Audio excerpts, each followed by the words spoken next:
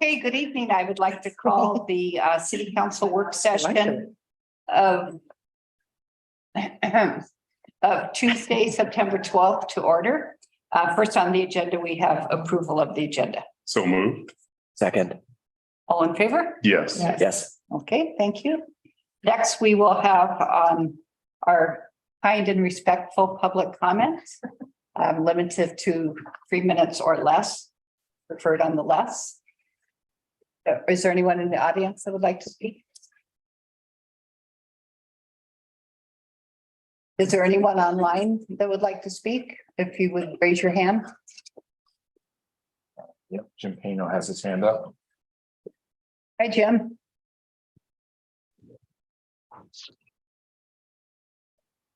Here's Jim. Yeah, I can hear you. Can you guys hear me? Yes, Jim, go ahead. I just wanted to take a moment and let you all know that I would be there in person, except for I just got back from vacation. Actually, not even officially back from vacation yet, but I got COVID. So I figured I would best be viewing from a distance. Thank you. I don't feel all that bad, but as I was away when this meeting was scheduled and planned to talk about the TLT, I felt it important enough that I am here to answer any questions and be a part of the conversation if you need me to be. So I just wanted to give you the heads up on all that. Okay, thank you. Thank you. Thanks, Jim. Anybody else online? Or in the audience? Okay, great, thank you. Okay, so our first discussion item is the lifeguard and parking information aids end of season. Jason? I'm going to go ahead and start out, and you want me to go first? That's what you're saying? We're not going to play charades together. All right, so first of all, we'll start with the parking aids, and I'll have them get up here in a second and tell you some things that they learned this summer and some things that they want to do differently next summer. But it was a good summer, a successful summer, because we're through it. I think that our stats were lower this year significantly. And part of that, I'm sure you've seen, but part of that was to ease the courts trouble. We get tons and tons of complaints, as you can imagine. I think I've talked about that since I started, is that getting a parking citation, whether you're right or wrong, is like getting a paper cut, and people will come and complain. And so it certainly cut down on our complaints, because we did a 1 week, what was it, 3 or 4 days that we had them come in, where we talk with them and say, look, your job isn't to just write a ticket and go on your merry way. If it's a legitimate site, give them a citation. If it needs to be towed, call us and we'll come down and help tow it. But we don't just want frivolous sites put on every vehicle, because then either the judge gets tons of letters where he's reviewing them here, and or they're coming in complaining to my staff up front, and I've come in when they've had 5 or 6 people stacked up in the lobby waiting, and I don't like them to deal with that. So that went significantly down. So now we just need to find a balance, because I think we were at least half of what we had last summer, but more to the numbers that we've had in the past. It was only like 50 different from what we had in 2020, which was actually a busy year because of people still coming to town. So it was good. Parking issues were the same. Traffic issues, I think, were better here at Sunset and Hemlock, because we put them down there a lot and they did well directing traffic. It was more of a daily activity or weekly activity than every once in a while. So they were good on that end. And other than that, I'll have them stand up. One of them's quite injured, but this is 4 of the 6 that we had this summer. Obviously, school's back in session, so we only have actually 1 working weekends, and that's Carl Stramberg. And next to him, we have Isaiah Salinas.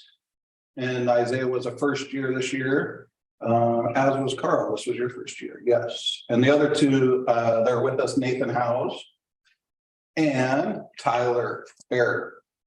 So if you guys want to get up and just let us know what was something that you learned this summer and what's something that you can foresee doing differently next summer. So, as you introduced me, I'm Tyler. This is my second year. One thing that I learned this year, I got to further refine a lot of things that I learned last year. Just kind of find my own groove, what I should and shouldn't do, and just kind of improve upon what I already learned. As for what I do differently, I would say towards the end of the season, we might have been a little too lenient. There were definitely some spots where it's like I gave people leniency where it's like, should maybe giving them a bigger slap on the wrist, but it's all by a case basis. But just more skills that I'm hoping to refine next year. Thank you, Tyler. Thanks, Tyler. And we lost Tyler earlier in the summer than we wanted to, but he accepted a leadership role this summer with the parking aid. So he was able to help with that leadership role out and about, which was good and a good experience for him. Thank you, Tyler. I'm Nathan. I think one thing I learned this year is kind of stemming back on what Tyler said. I'm just refining the skills I learned last year. Figuring out what works best for me, how to make the workday as easygoing as possible. One thing I would definitely do differently next year when I do come back, if I do, I'm not sure. It depends. Oh, wait a minute. I will try to, discretion is a big thing that it takes a lot it's one skill that is hard to refine. So discretion on parking citations is probably going to be one of the main things I focus on next year. Just judging whether or not something's worth giving a citation or a warning for, stuff like that. So, yeah. And Nathan was our lead bike aide. And he did a great job down there throughout the summer helping as well. So it's good to have him in that leadership role. Carl. So my name's Carl. I think what I did good was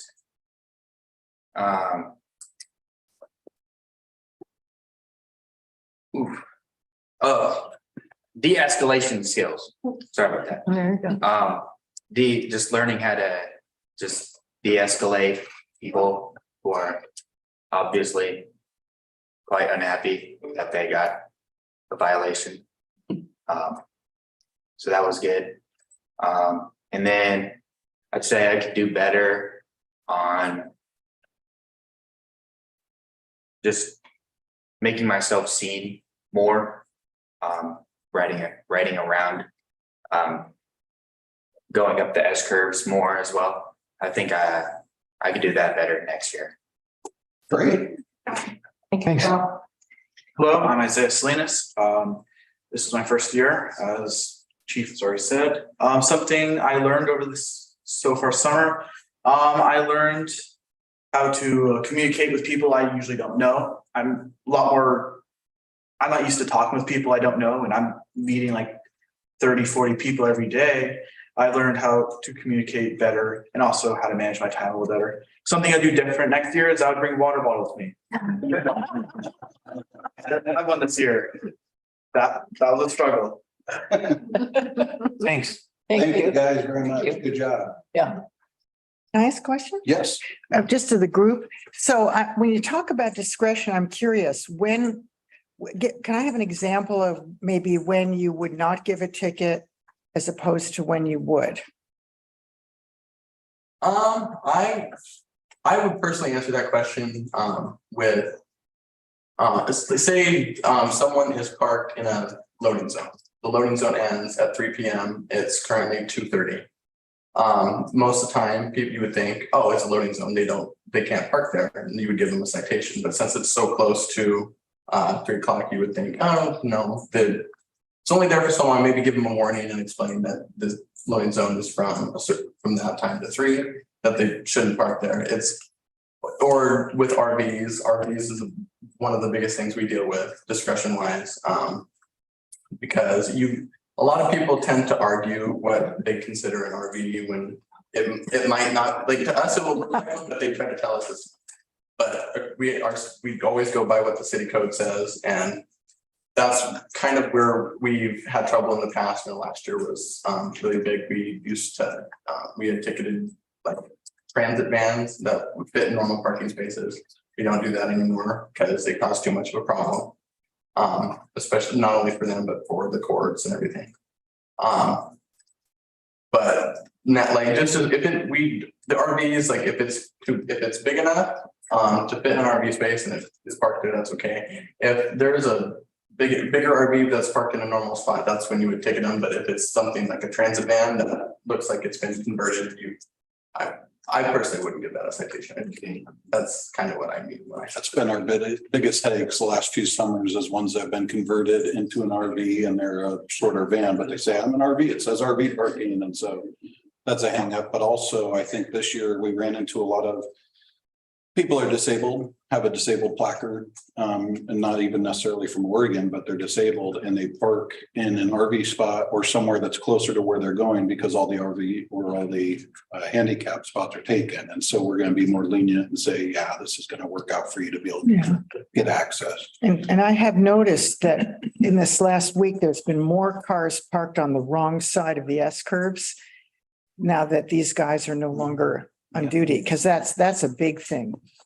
People on the, the ocean side of the S curves and walkers or bike riders are kind of stuck. They have to go out in the middle of traffic to get down the road. But now that you guys aren't doing it anymore, I see a lot. Yesterday, there was tons of them. It is pretty interesting. Yeah. They know once school started. I'm thinking we may start setting up some dummy bikes. They're still out there. So. I'll volunteer. Well, thank you very much. We hope to see all of you back next year. Okay. Thank you. Thank you. Good job, Deb. Thank you. Yeah. Thank you, folks. Okay, we're ready for lifeguards. Yeah. Clicker. Yeah. So I'll start off with apologizing that I don't have any of the guards here. It probably didn't even cross my mind to invite them to the meeting. So but I'll reflect how good of a year we had and hopefully paint a picture of what we accomplished. There we go. All right. So as you know, my name is Jason Smith, Deputy Fire Chief here at Cannon Beach Fire. And then I was the head lifeguard coordinator, kind of a bunch of different hats for the lifeguard program. In March of 2023, we entered in with an agreement, the IGA agreement, the intergovernmental agreement with the city to take over the management of the lifeguard program. And our responsibility was to staff the beach, train the lifeguards, and prevent as much as we can emergency wise on the beach. And so once that IGA was signed, we went out and started recruiting. It went on websites, emailers, word of mouth. We hung it up around town. We just tried to get as much as we could when it came to recruitment for the lifeguards. You can't really see it in the on this picture, but basically in order to be a lifeguard, this is the first year we instituted a standard. We use the United States Lifeguard Association standard for being an ocean lifeguard. And it's a 550-yard swim that you have to do in under 10 minutes. You have to do a 400-yard buddy tow. You have to do a 10-pound object retrieval and then a 15-minute water tread. And you have to accomplish all of those in order to meet the standard of a lifeguard. Again, this is the first year that we ever did that. And so I would say about over 5 applicants, that was not going to work. They weren't comfortable enough doing that. And so that kind of limited our pool, but we also knew that any guard that was on the beach was rescue ready from the start. So our biggest recruitment tool is word of mouth. Well, other than Clean Line and a lot of their people, it was word of mouth. People saying, "Hey, we've got a good program. Come on, it's fun. We train. We enjoy our time on the beach, but we also help save lives and everything." So by the end of the season, we had 17 lifeguards.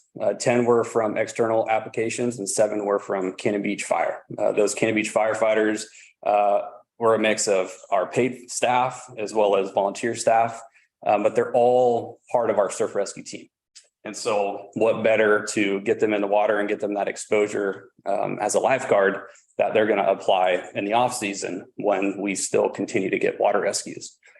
So it was a huge benefit for us. Obviously for a volunteer, it's a additional source of income. At the start of the season, we trained heavily with Seaside. Seaside and Cannon Beach are the only 2 areas that have lifeguards on the Oregon coast. So yeah, if you look on all of Oregon coast, we are the only 2 agencies that have staff lifeguards in the summertime. And as you'll see later in the slide, we used them. And had we not had them, it would have been a whole different story. So this is the roster of our guards, head lifeguard, myself and Kevin Slater. Kevin works for Coaster Construction. He's a volunteer firefighter with us as well. He actually adjusted his hours at Coaster to work every Friday and Saturday as a lifeguard, because that's historically when we get busier. We get a lot of people coming into town, a lot of people frequenting our beach on those weekends. And so he's basically working 6-day work week all throughout summer. He also helped patch a bunch of our rescue boards that got damaged. He did a lot for us. Side-by-side retrofit when it was broke, and when our side-by-side went out of service, we retrofitted the fire department side-by-side to take a rescue board and all of the surf rescue equipment. Our lead guards are pretty much, other than Levi, they were all returning guards. They've been guards for Cannon Beach anywhere from 2 to 5 years. So 2 to 5 seasons. So essentially, if Kevin and I weren't on the beach, then the beach was run by one of those lead lifeguards. That was their job, is to operate the beach and to make sure that it's operating smoothly and logistical needs are getting taken care of and everything. Our lifeguards, again, were all those that passed that USLA swim test and helped patrol the beach, help staff the tower, and I'll get into kind of the daily breakdown, but those were my entry capable lifeguards. Those are the lifeguards and a majority of them all made rescues this season. A tower lifeguard is a position that I developed this year because we were instituting the USLA lifeguard standard. I didn't want to turn anybody away. If somebody wanted to be a lifeguard, wanted to help on the beach, I didn't want to say that, oh, you can't pass the swim test, so keep on moving. It was, if you didn't pass the swim test within a certain amount of time, then you could still help us on the beach. We still need somebody to help staff the tower. And so they're not out actively patrolling by themselves, but they're helping with the tower. They're patrolling alongside one of our lifeguards. That way, in case we do have a rescue, that lifeguard has a spotter. And so it actually worked out. And it's something that I think was hugely beneficial for the program and something to keep moving into the future. So just give you kind of a synopsis of the day. Lifeguards they work a 10-hour shift. Shift starts at 10. They report to the fire station. They grab their pickup truck and all of their gear. And then we have a unit at the Public Works yard where we store all of our excess equipment as well as ATVs and side-by-sides. So they grab all that and then they're on the beach, and first tower shift starts at 11. And essentially there is a person in that tower. All the hours are on the beach. They rotate every hour. In the wintertime, hour can be long because it's windy and cold and wet. And when it's just nasty out, it is not a very pleasurable experience in the tower. And then in the summertime, when it's very busy, it should take us 2 minutes to scan the beach. We have about 4 miles of beach. It should take that tower person 2 minutes to scan from Silver Point to Chapman Point. And that is a continuous scan. Every 2 minutes, you're looking at the beach, seeing who's in the water. Are they in a dangerous spot? So it can be just mentally kind of draining, especially when you have a lot of people in the beach or in the water, a lot of kids near the water's edge. You start getting, you're playing worst case scenario every time. So we try to rotate every hour just to give that person some time off to give them a reprieve and kind of a mental shift. The other guards, if it's busy on the beach, the other guards are pre-positioned, Tolovana up near Chapman.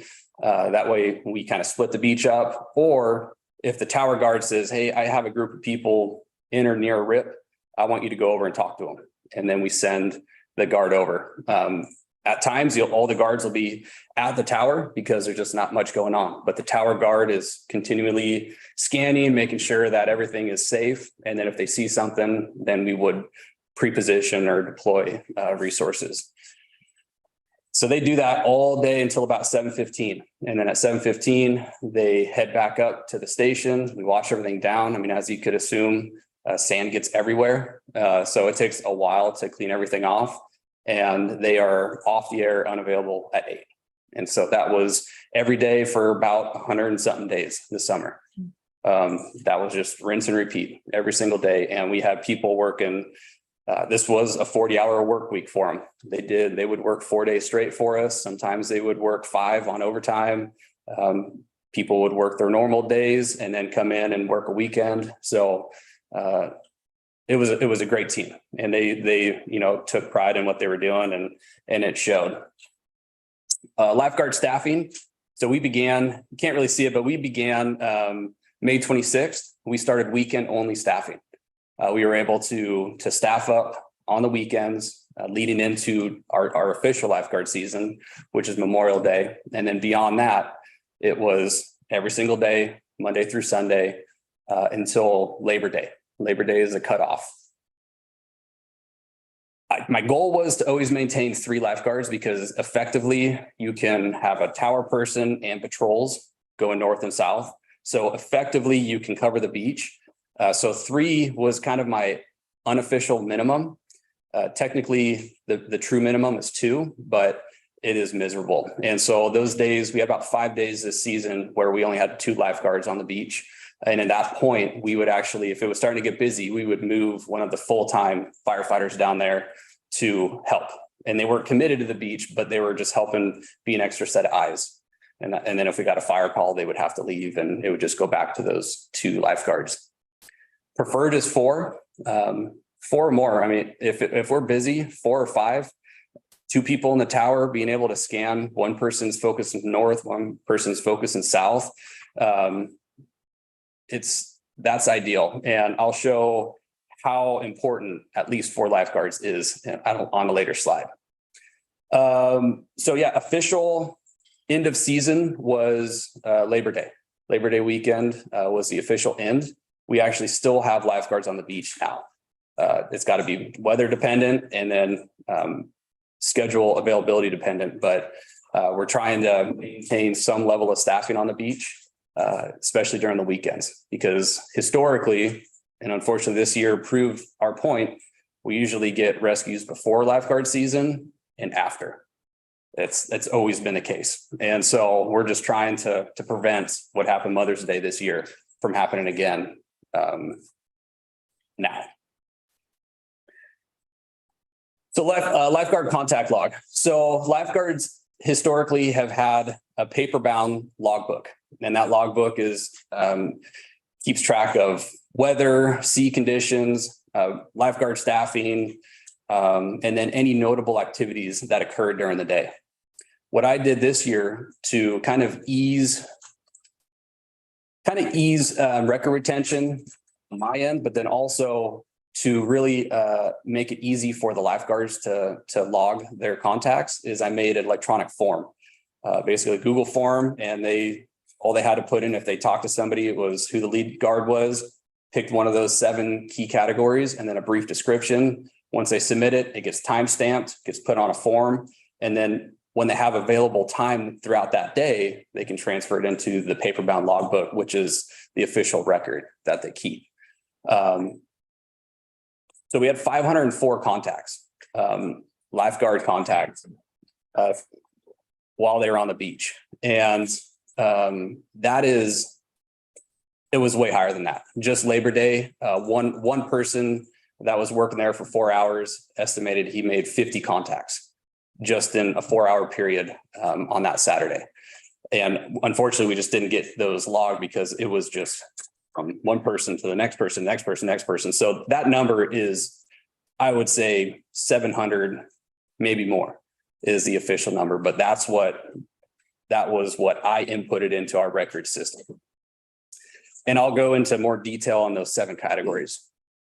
So missing found, Mother's Day weekend, we had 5 missing children calls just Mother's Day weekend.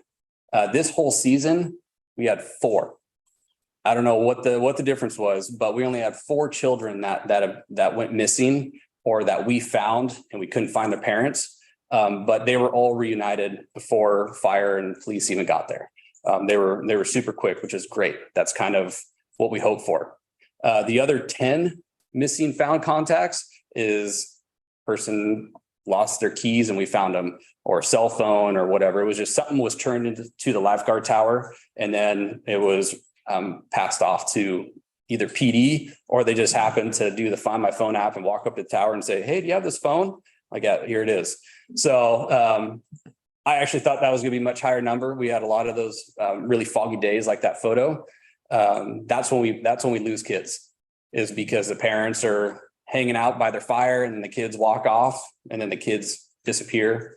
And then when the kids try to come back, they don't find their parents and it's just this kind of round robin. But yeah, we only had 4 missing children and they were quickly found, which is great. Training contacts. So this does not include preseason training, and this number is actually a lot higher too. Lifeguards, I encourage lifeguards to train every day because that's how you know what the ocean's doing, what the currents are doing, what the rip currents are doing, what the swell's doing, what if it's a north swell or a south swell, it's if person enters the water here, where are they going to end up? They're going to go south or they're going to go north. So every day I encourage our lifeguards to get in the water, whether it be doing actual mock victim rescues or just getting time on the rescue board in the surf, doing mock rescues in the rip currents just to see how a victim would react. The unfortunate part is that takes time and staffing. If we had a bunch of people on the beach and a bunch of people close to the water, then lifeguards were not allowed to do training because the primary focus is our beachgoers. If we were 3 staff with only 3, then they weren't allowed to do training because now you're committing resources and it's very difficult to try and recall somebody that's in the water. We turn our lights on, we hit the horn, we try and get them on a radio, but it's difficult when they're getting tumbled by waves to say, hey, you need to get in the water because we got to go to Chapman or whatever. So unfortunately, that number was a lot lower than I would like to have seen, but it was just based off of circumstance. Assist other, the lifeguards are always on the beach. So they are the first person that somebody on the beach is going to talk to requesting help or assistance. So they helped us a lot, just extinguishing beach fires, the unattended bonfires. They helped us a lot. If they couldn't handle it with pounds of water, then they would call us out and we would come out and utilize our resources to put it out. Hazardous logs. A lot of people think it's awesome to put big old driftwood logs standing straight up, and all it takes is a gust of wind to take out a kid or something. So they were instructed to knock those over safely. And then we got a lot of courtesy rides. So a lot of people don't realize how far it is from Tolovana to Haystack. They're dead set to go to the tide pools, and they get to the tide pools like, oh, this is awesome. And they start walking back and the knee starts hurting or the hip starts to hurt, or they didn't bring any water. And so they're getting dehydrated. So our lifeguards provide a lot of courtesy rides, giving those people a ride back to their vehicle. And I would say some of those courtesy rides probably avoided an emergency, because had those people kept going, then they would have been dialing 911 and saying, I can't get off the beach, I'm injured now. So it was a preventative action as well. Help with injured wildlife. When A-Trap wasn't there, we were getting the injured birds and then we were passing them on to PD and up to that story they went. And then obviously cougar on the rock, that was a big one. First aid contacts. So they had 53 first aid contacts. All of our lifeguards are trained to CPR first aid minimum. We had some EMTs out there, mainly fire personnel. We had some EMT advanced, which is a higher level of certificate or certification. But those first aid contacts were anything from here's a Band-Aid for your scraped knee that you got because you fell, to we actually had a handful of medical calls where the fire department had to come down and actually treat the patient and extricate the patient and then send them to get further assistance at the ER. Educational contact. So essentially an educational contact is anytime that our lifeguards are making contact with somebody on the beach and giving them education about beach safety. This could be anything from, hey, your kid is just way too close to the water and you're too far away from them, you need to stay closer, to you are almost in a rip current, don't play here. Or, hey, what's the color of the flags on the semaphores? Because those actually mean something. And so it's just those contacts. But I do believe that a lot of those contacts that we made on the educational side actually prevented an emergency somehow, some way. I mean, had we not educated that family member to say, don't let that kid play right there, then the kid's going to go right there. And then in the rip current, they go and out to sea. And now we're making a rescue. So I do believe that those 211 contacts, some of those were an actual prevention. And then I roll into preventative contacts.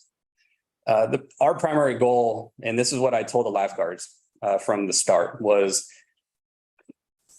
if you feel unsafe with something, I would much rather you ruin a person's vacation because you said don't play there in that water than to have to pull them out and then now we're sending them to the ER to get seen. So they were instructed that if at any given point that they felt unsafe with a person that was in the water, that they had all authority to say, you know what, you need to move.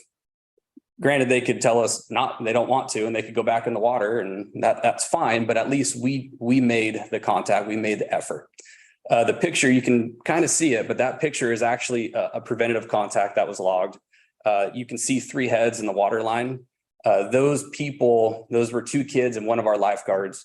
The kids had broke contact with the sand, were starting to get pulled out in the rip. The lifeguard ran out, grabbed them, pulled them back, and then they just walked out. So it wasn't necessarily a rescue because there was no true activation, but that's what a preventative contact would be. And we had 140 of those. And that was, I mean, they were in a rip. We had people that were playing in the water that's 53 degrees with no bathing suit or no wetsuit.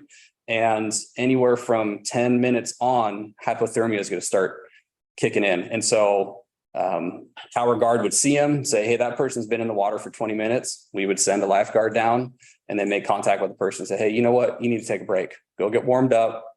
You can go and play if you want some more, just you need to warm up a little bit.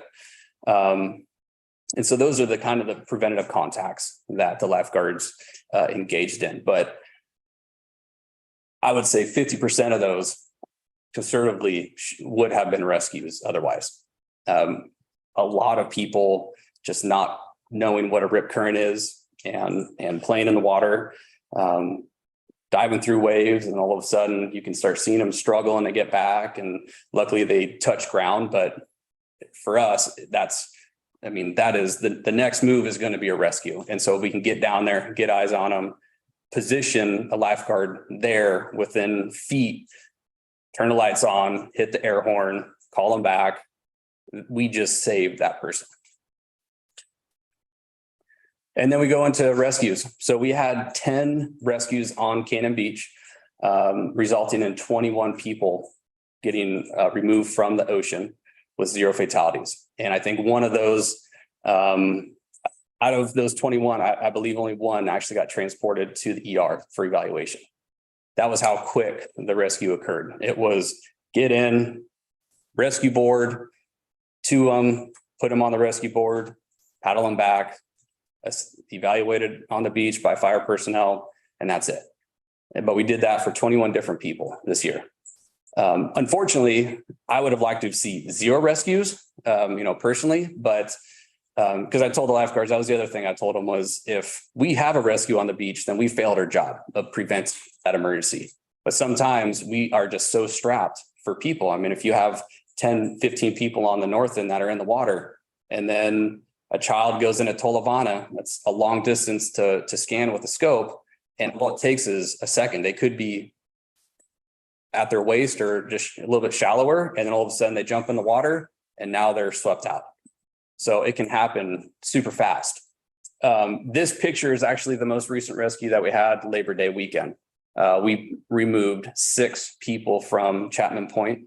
And this was an interesting one because our lifeguards were on patrol. They witnessed the 2 children start getting into the rip. They stopped the vehicle, they got out, they went to go make contact with the kids as a preventative contact. And then the kids, off they went. And then 4 adults went in after them. And then 3 surfers went in after them. And so before our lifeguards even touched the water, we had 9 people in the water. And then by the end of it, I had all 4 lifeguards, 2 jet skis, the helicopter, and at one time we had 13 people in the water. And we were able to rescue all 6, get them back to shore, got all the surfers out. We got all the stranded surfboards and boogie boards. And I mean, there was surfboards going everywhere just because the waves. It was nasty. It was nasty out there. But yeah, all 6 got off the beach and nothing. We had 1 lifeguard get transported or she went to the ER to get evaluated for water inhalation, but it's all good. So yeah, so rescues we only had 10, and this is excluding Mother's Day, right? Mother's Day kicked it off with a fatality. And I believe 100% that if we had lifeguards on the beach at that point in time, that would not have happened. Our tower guard would have seen these kids go into the water. They would have already started to pre-position a lifeguard down there. And even if there was a rescue, they would have been out of the water super quick, not to the point where we would have lost one. So again, can't change it now, but I think in the future we need to look at that. Which brings me into the future of the program. Just like police and fire department, I do believe that the Cannon Beach lifeguards are critical to ensuring that the beaches remain safe. And not just during the summertime, but year round. King tides, we could have a presence down there in king tides to keep people from getting rolled by logs, getting swept out. It would be very feasible to have some form of a lifeguard program year round. And then the future of the program is we should work to ensure they're properly funded, staffed, and equipped. There is a lot of work that needs to get done with the program. We have a lot of aging apparatus that need to get fixed, aging boards, aging wetsuits, everything like that. But now is not the time for that discussion, but I do have a presentation for that as well, if you guys seek additional information. But all in all, it was a great year. I did have fun. It was a lot of work, a lot of stress, but yeah, we did a really good job. So any questions from anybody? So Mother's Day weekend, weather was really great. Oh, we had 3 days of beautiful Right. weather. And so usually the trifecta for us is warm water, warm weather inland, and warm weather on the coast, coupled with moderate surf, 3-4 foot surf. And you put all of those together, it is nuts out here. The issue that we have is people come to the ocean. A lot of people have never seen the ocean. A lot of people have only had experience with lakes. And so they bring that lake mindset to the ocean. They don't think about the currents. And so once a person goes into the water and they break contact with the sand, they're at the disposal of the ocean current. They just don't understand that. And it's hard to educate them. And even signage, we could put signs all over the beach. We could put A-frame signs wherever there's a rip forming.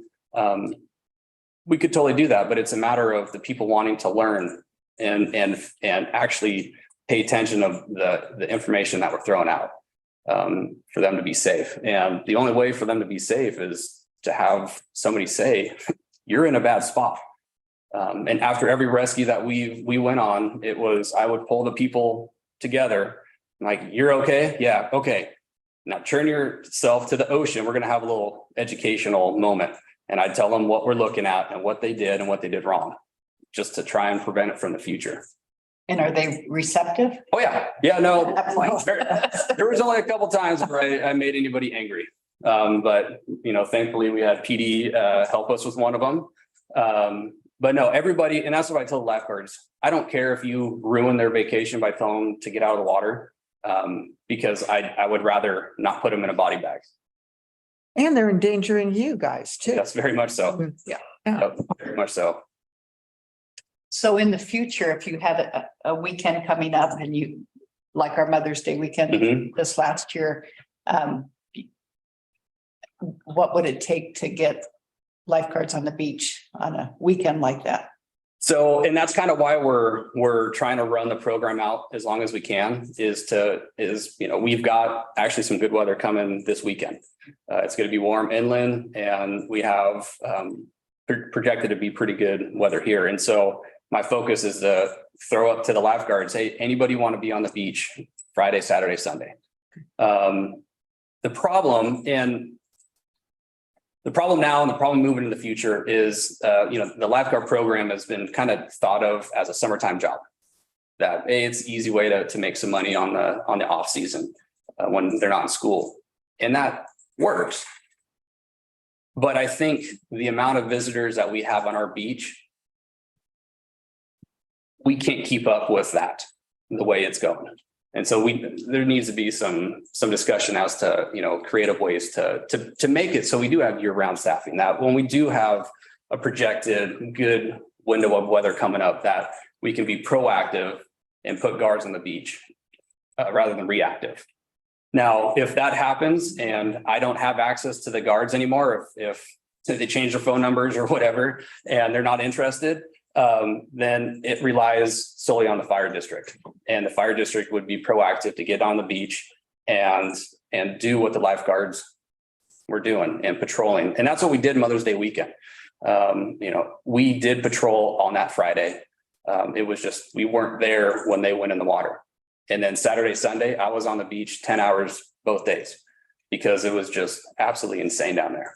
And so, yeah, whatever the lifeguards don't do, the fire district has to take on as additional. And it does tax the full-time people. It definitely taxes the volunteers. So.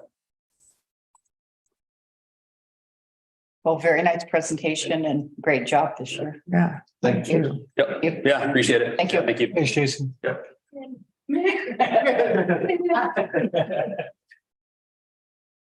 Okay, so next on our agenda, we have the Cannon Beach Fire Protection District Strategic Plan.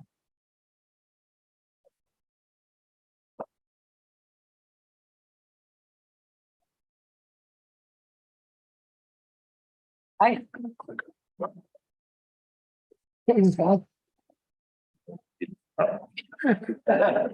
Pride. We need, Yeah, so I guess this is Act Two from the fire department, but I don't have the really pretty pictures.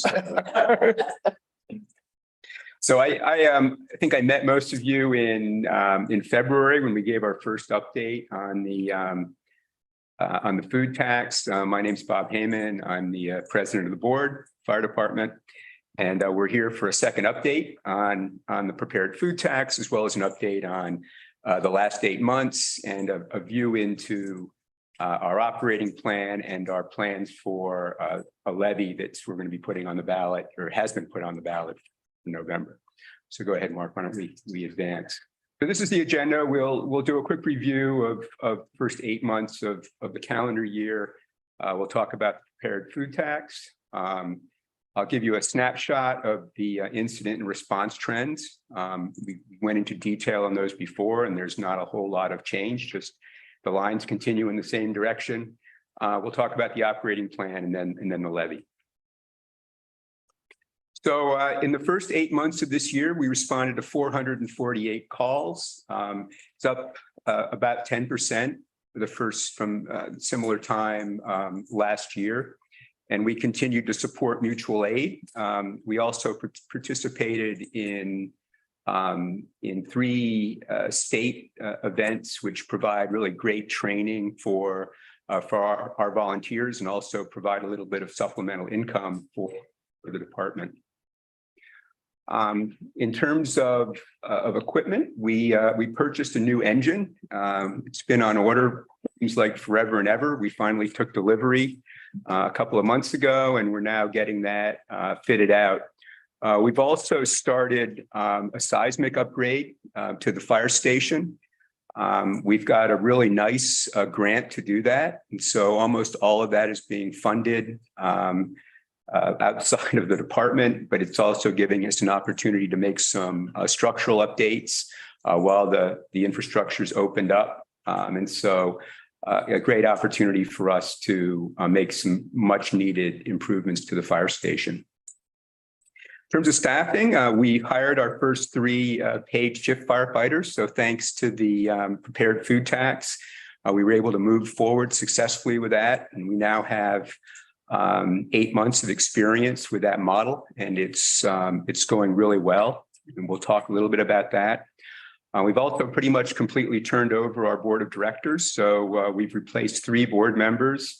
1 was elected, 2 by appointment, filling vacancies. And so we're doing a lot of training now, but we've got a really enthusiastic board, and I think looking to, continue the good work that was started by the last group.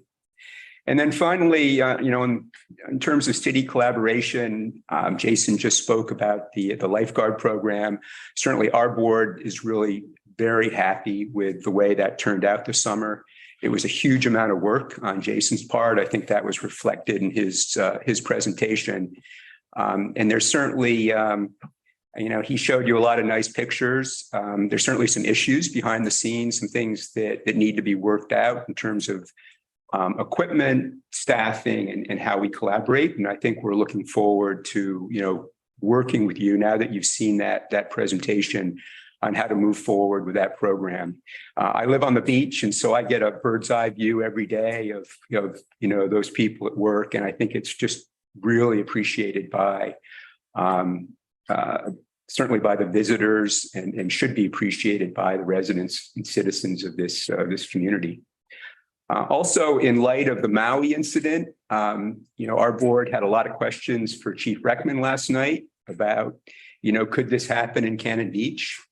And, he started to give us some answers, but I expect that, there needs to be more discussion, with the emergency response team here in the city, to make sure that people feel comfortable. I mean, that's a really sort of in your face example of what can happen really quickly in an emergency situation. And we need to be prepared to deal with situations like that.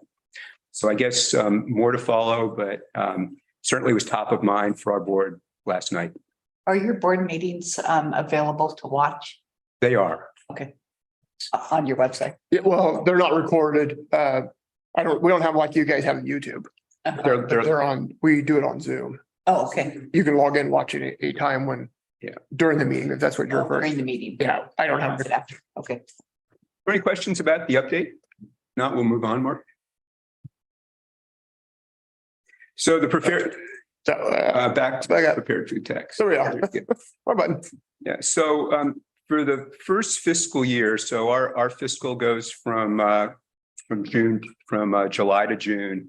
So we just finished the fiscal year. At the end of June, we collected just about almost $560,000 from the prepared food tax against a budget of $550. So pretty close to what we expected. We've just taken a new tranche in September. So for the first full year of collection, we've pulled in about $800,000. So from perspective of our board, it's a very positive start. I think still too early to understand what the variability of this source is, but we're happy with what we've seen so far. With those funds, we were able to staff our first 24-hour firefighter shift. So that's 3 full-time firefighters who, rotate on a 48-96 basis to staff. So there's always one person full-time in the firehouse to respond to calls. We also were able to continue staffing our lieutenant who's currently staffed by a SAFER grant. And so that grant is coming to an end and will need to be staffed in future levies, but the prepared food tax sort of allowed us to bridge that staffing requirement. And we have continued forward with staffing of fire marshal. So we've got a couple of really solid candidates right now, and hoping to have one of them on board by the beginning of next year. So, you know, we're very happy with the results of the prepared food tax for the first year. We went through these incident response trends in February. There's not a whole lot of new news here. As I mentioned, the number of calls that we're responding to, you know, continues to increase on that upward blue trend. Approximately, you know, not quite as steep as that line, but still up 10% from last year. And, you know, our volunteers, for the reasons that we discussed last time, the availability of affordable housing and the impact that volunteers, the impact on their jobs, we're continuing to lose volunteers. At the end of August, we were down to 10 volunteers. So, you know, I think that our projections at this point have pretty much played out. The 10 that we have left are, you know, fairly stable members of our force. Few of them will be converted to paid firefighters when we do our next round of hiring, which is really a win-win for everybody, because when they're not acting in their paid capacity, they're acting as virtually full-time volunteers, which means that we have 2 full-time firefighters that are at the firehouse ready to respond to medical emergencies. But with 2 shifts of 3 firefighters each, we also have effectively 4 volunteers that are ready to go fight fires or do surf rescue or to do trail rescue, which are incidents that require, you know, a lot of people. And so, you know, the staffing model, the hybrid staffing model is so far working well for us. So any questions about incident and response trends? We'll update this at the end of the calendar year. So, you know, we'll have at that point a full 12-month view, but it's not going to look a whole lot different than it did at the end of 22. Okay, let's go to the operating plan. So we're in the middle of a transition, and we've talked a lot about where we're coming from, an all volunteer model, which effectively allowed us to provide best effort services. You know, hopefully people show up. Hopefully they get to the person who's having a heart attack on time. We did that with an ad hoc funding model that was, you know, largely based on a lot of grants, levies as we needed them, a bond to buy the ladder truck, you know, a little bit of income from doing conflagration and other services, but not really planned. And then apparatus on demand. So you need a truck, you get a bond, you get a loan. You know, we're moving now to a model where we have stable funding. We have a committed service level, which is based on a standard of cover that we discussed last time. So we know how many people we need to get to a call, and we have a predictable way of delivering that service at a target of 90% or 95%, you know, however we set that target. And we're also in this operating cycle planning to add a capital reserve fund, which means as we look out 25 years at all of the apparatus that we have in our inventory right now, we know exactly when that needs to be replaced and how much it's going to cost us to replace it. So we'll talk a little bit about that. But what I need you to take away is that the main characteristics of this transition are the committed service level with the standard of cover and the capital reserve fund, which means that we can fund, you know, the replacement cycle of our apparatus. And so think of this transition in 2 steps. Step 1, we started in 22 was the prepared food tax, allowed us to hire that first group of paid firefighters. And that adds about $700,000 a year to our budget. See, how that plays out over time, but we're expecting hoping that'll be a fairly stable revenue source. And then step two is a consolidated levy, and that's what we're going to talk about tonight. We're going to be replacing two current levies. We have a bond that's being paid off. We're going to pull all of those requirements together and issue, to the voters a request for a new levy, which will essentially give us another $1.4 million per year starting in 2024 of additional revenue. So we talked last time about the standard of cover. I'm not going to go into that again, but just putting this chart up here as a reminder. We have several different types of incidents that we respond to.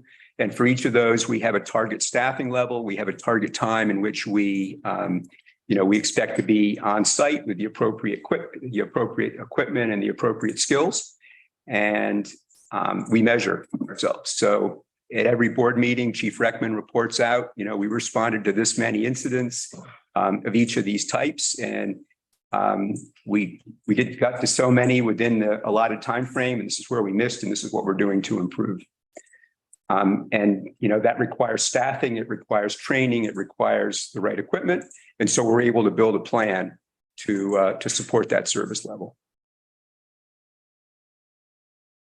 I mentioned the Capital Reserve Fund, so let's talk a little bit about that now. Historically, apparatus has been funded with one-time bonds, loans, excess that we had in reserves in the general fund. The apparatus requirements they're well understood. So we have a piece of equipment, we know what its replacement cycle is, we know based on its model year when we're going to need to replace it and approximately how much it's going to cost and how much it's going to cost to maintain it, while we have it.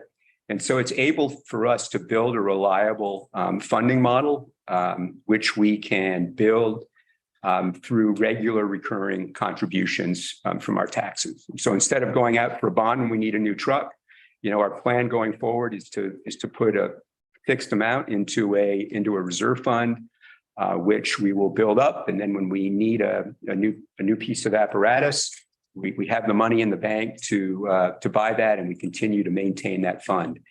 And, based on our plan, that fund, we try to keep anywhere between, $200,000 and, $1.2 million in it, if we need to buy a new ladder truck so that, we don't have to go out for new funding to the residents. So this is the apparatus replacement plan. I'm not going to go through this in detail, but you can see here, this is our inventory of apparatus. So we've got several trucks. We've got vehicles that are used by the staff. We have jet skis and vehicles that we use on the beach. And these all have a replacement schedule and a planned life. We know what it's going to cost to replace them.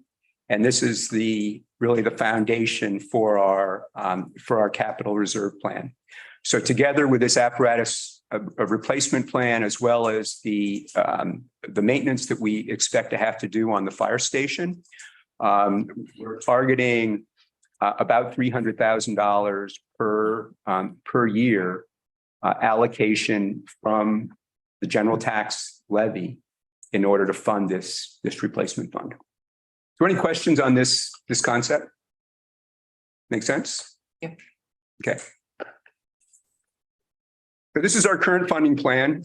We currently have two levies that expire in 23 and 24. One of them is a general operating levy, and one of them funds the Chief Reckman's salary and benefits. And we also have a capital bond that was used to pay for the ladder truck that will be fully paid this year. Yep. So our plan is to consolidate all of those funding requirements into a single levy. We currently have a permanent tax rate of 35 cents on $1,000 of assessed value, which is, extremely low, as we've discussed. And it requires a supplemental levy to meet the baseline administrative and operational expenses, including the chief's salary.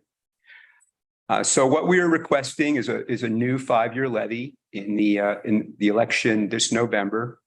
of $1.50 on an assessed value of $1,000. And so along with a permanent tax rate, that'll be $1.85.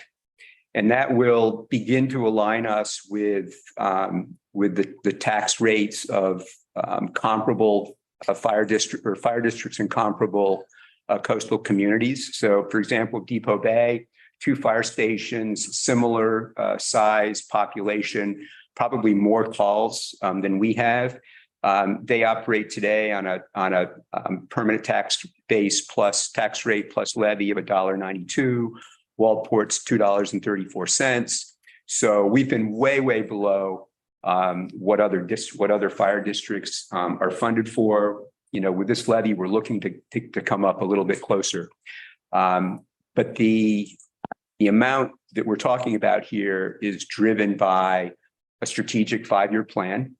So requirements match the sources. And it's also driven by a 25-year plan for that, for the apparatus replacement cycle that you just saw. So ladder truck, I think, needs to be replaced in 2048. So we've mapped out our replacement needs for the next 25 years to come up with that $300 number.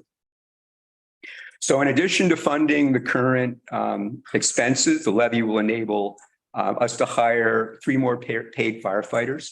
So we will effectively have 2 full-time 24-hour shifts in the station to establish the capital reserve fund. So that's in alignment with the 25-year apparatus plan, as well as maintenance on the facility.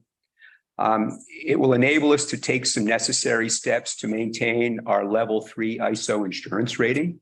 So there's some things we need to do now. We have a level 3 today. I think maybe we were fortunate to get that rating, and we need to ensure that when the inspector comes back next time, that we maintain that rating. And that's especially important to businesses. The proposed levy allows us to align our funding sources and our service requirements to the 5-year operating plan with appropriate reserves. And so we're targeting to have about a 30 to 40% reserve in our 30 to 40% of our annual operating expenses in reserve in our general fund, so that we can withstand economic cycles and in emergencies. And then to allocate appropriate reserves to address emergencies. We need to ensure that we can continue to deliver the services that are expected in this community. So it's a significant ask on the voters, and so we're hopeful, but we also have to plan if it doesn't pass, if the levy doesn't pass. In November, we'll go back and we'll revise our operating plan to a reduced level of service, and then we will have the opportunity to bring that back to the voters in May. But we've done a lot of work to put in place what we believe is the services that are required in this community, given what the residents expect and what our visitors expect. So I've just got one more slide, and that's the actual title measure. It's 4-226, and the description there essentially just is a repetition of what I've just told you. So any questions about the levy? Or any of it. Or any of it? Yes. Yeah, so I really appreciate the fact that you'd like to build up the capital for the reserves, and I guess, what was the projection for how far out we'd like to start building those up? We're going to start. We put in an allocation this year, so we now have a capital reserve fund with some funding. So I think we're starting with about $900,000, something like that. That was before the engine got paid for. Before that's yeah. So this year we started the fiscal with about $1 million, and we paid $550 for the engine. $550 for the engine. And so next fiscal, we'll plan to put in $290,000. And the plan is to, put in that amount or, an inflation adjusted amount every year after that. But based on this levy for the next 5 years at least. So how does that fit in, say, at the end of 5 years? Do you have an idea about, at that point, probably ask for supplement to the levy or something like that? The intention when we built this was that this will be the future. Mhm. That this is the plan of what it takes to run the district. Now I can't predict what happens. I know we said that 5 years ago too, when we started the prepared food tax. We didn't see the calls going what they've done the last 3 years. The inflation that has happened. But what we planned was the future. So we would renew a consolidated levy. That would be the plan. Okay, There we go. thank you. Yep. So you mentioned two communities, Waldport and Depot Bay. Their population is about the same as Cannon Beach? Depot Bay is very, very similar. When I look at Depot Bay Fire District, they cover we use them as a comparable a lot. Because of the district they cover the city of Depot Bay and then the area of Glendon Beach, kind of like our Arch Cape. It's Depot Bay is very, very similar to us. Very high tourism. Are their call rates about the same? Call rates very similar. They run a little more calls than we do. I think they have a little more population. But very similar of the whole thing. And then Waldport? Waldport is another district that very high tourism. It's called Central Oregon Coast Fire District. It covers Waldport and then a little area around it. And so they're another district that we use quite a bit comparable because they're very similar to how we are. Depot Bay's actual assessed value is also very similar to what we are. And would you guess that both of those jurisdictions have over 75% of the calls being generated by visitors? It's interesting because I've asked, I know the chief of Depot Bay that they don't track it at all. I haven't got anybody, other districts are tracking it the way we are. But I think they run a lot of tourism calls. And chief will say that they'll run a lot, but he doesn't know how many, they don't track it. Yeah, because that was one of the major selling points of the food tax was that if, the services are being used by visitors, then they should be paying for it. Absolutely. Here with this levy, we don't have that same way of promoting it. We don't. Which I kind of wish we did somehow. Well, you saw the increases, the amount that's contributed by the food tax, the amount of incremental above the permanent tax rate, and the sort of ad hoc funding that we get. 700,000 of that is prepared food tax rate. So it's about 1/3 of the increase that we need in order to run the operating plan. Yeah.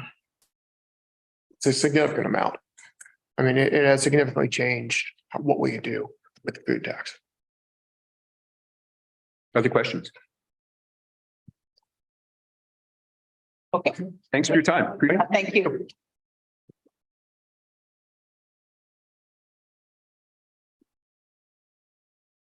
Okay, next on the agenda, we have the Ecola Creek Forest Reserve 5-year review. And we have Parks Committee people here, and Bruce, did you want to say anything before we No, these folks take it away? are perfectly capable of representing themselves. Okay. Thank you. Good evening, Madam Mayor and councilors. In 2018, the Parks and Community Services Committee began working on the first 5-year review of the Ecola Creek Forest Reserve Stewardship Plan as required by the OWEB agreement. With the expertise of Barry Sims and city staff, it was a very, very thorough review, 4 years.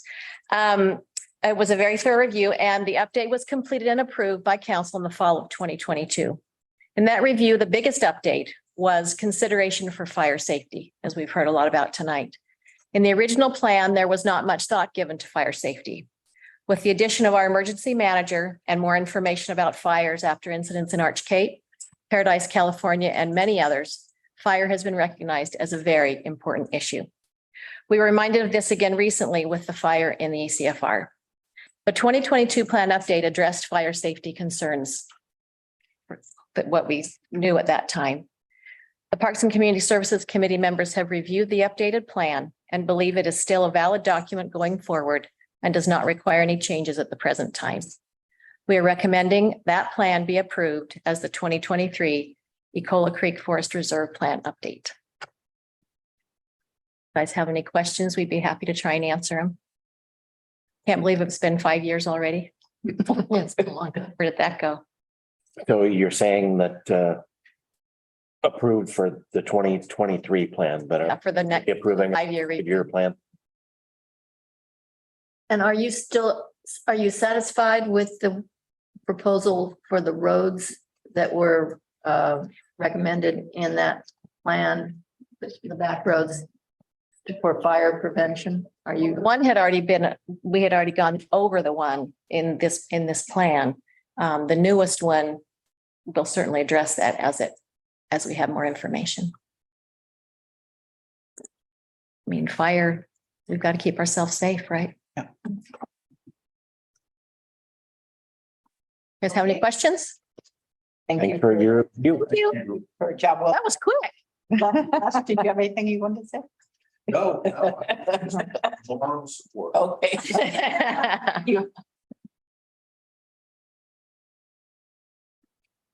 Okay, so next on the agenda, we have scope of review determination for appeal of a design review. Ready to take it away. All right, thanks, Mayor, Council. What we're taking a look at tonight is a gentleman named Paul White had submitted a accessory dwelling unit proposal on Tanana Avenue. And at the August 17th, 2023 Design Review Board meeting, the Design Review Board elected to deny the request. And subsequent to that, the applicant has submitted an appeal application to the council. And anytime there's an appeal to the council, there's a scope of review to determine whether it should be on the record, de novo, or returned back to the board for additional testimony and hearings. The applicant has requested that the matter be reviewed on the record, and staff was recommending that it be on the record as well. Anyone have any questions? And no one from the design review board or any other, no one else has requested the de novo. No. When would you like to have this scheduled? I believe it was October 3rd. Scheduled for October 3rd, Okay, because that gives us enough time when you make the scope of review decision tonight. I can do the hearing notice tomorrow and then it'll go to the October 3rd. okay. Everybody okay with that? I'm good with on the record. Okay, Yes. on the record. Thank you. Thank you, Steve. You're welcome. Okay, next we have a discussion on the 120-day deadline. Bruce? Yes, ma'am. To put it succinctly, there's a 120-day time limit on municipalities to make a final decision on land use applications. After that time, the applicant has a right to go to the circuit court to ask that the application be approved without further regulation from the city. The issue before you is that you have received, the 120-day rule starts at a certain point in the application process. And the 120 days includes any review by the Planning and Zoning Commission or the DRB. So we've had situations where the council ended up with 30 days to make their decision. Well, 20 days of that is taken up by notice. And so the council it was a pretty big event, had 10 days to make their decision. And so what recommendation or a solution to this, I think potentially, is that if one of the boards decides to continue an item, that's fine, but don't continue it to the next 30-day time. Right. It's do it within 2 weeks. Ask them if they will continue to, if they would continue to do that. That should put us, all of them don't reach the point that it's a problem, but they can. And that would stop it. So if there is a reason for a continuance, I mean, you folks certainly have extra meetings, I hear.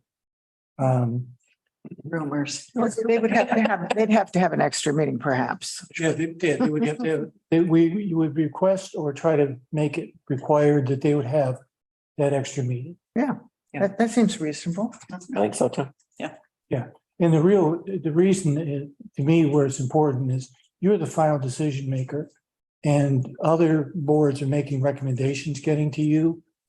But you having 10 days, them having 90 or 100 or 90 or something like that, that's out of balance. We're just trying to get that balance back. That's really a good solution. And is 2 weeks enough time with notice and all of that? Steve? Well, and thank you.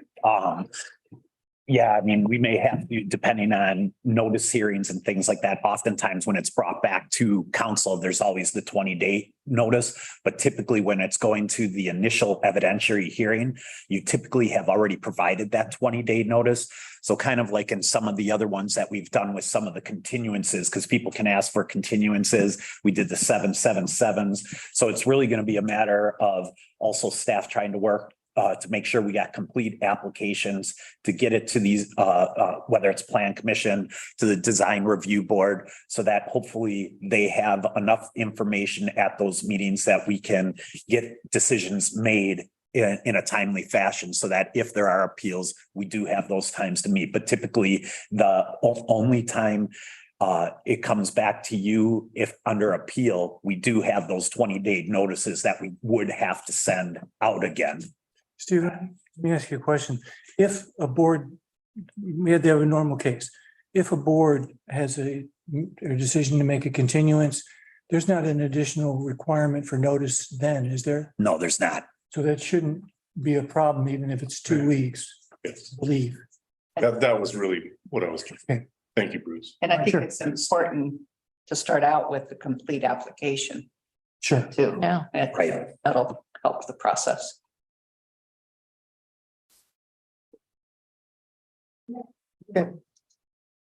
Everybody A great idea. So, I'm sorry. Oh, go ahead. Tonight, you're just looking for consensus on direction. Yes. Yeah, Okay, I'm in. we're all in. I believe that's a good idea. Thank you. Okay, well, thank you. Then would you like staff to? Nancy wants to say something. I'm sorry. I'm just curious how that process would go then. So say the planning commission wants to make, wants a continuance. Then would you, as the planning director, tell them, okay, you have 2 weeks to continue, or? Right. Okay, so. Right. And, from that perspective, I can strongly recommend that. And they can say to me, hey, yeah, we agree or disagree. So that's the only thing that I get concerned about, is if, I can say that, often and encourage it to happen, but they could choose to do something otherwise. And there's nothing that you could do to. That's correct. Right. So they can So continue it to 30 days if they wanted to. correct. But I think our goal would maybe be, as we go to the other meetings, it could be discussed that this matter was brought to the council's attention, and just as a subject matter, bring it up to the plan commission and design review board to inform them of the council's concern about the short timeframes that sometimes you guys are left with to make these types of decisions. So, I mean, I can share that with them and just encourage them when we get to those, that, like Bruce was mentioning, hey, if we're going to do this, can we do this in 2 weeks instead of a month later and things like that. So that's what I think our goal is to be. Right, I can't imagine that they'd object to that. I mean, other than the fact that if they really can't get a quorum together, Sure.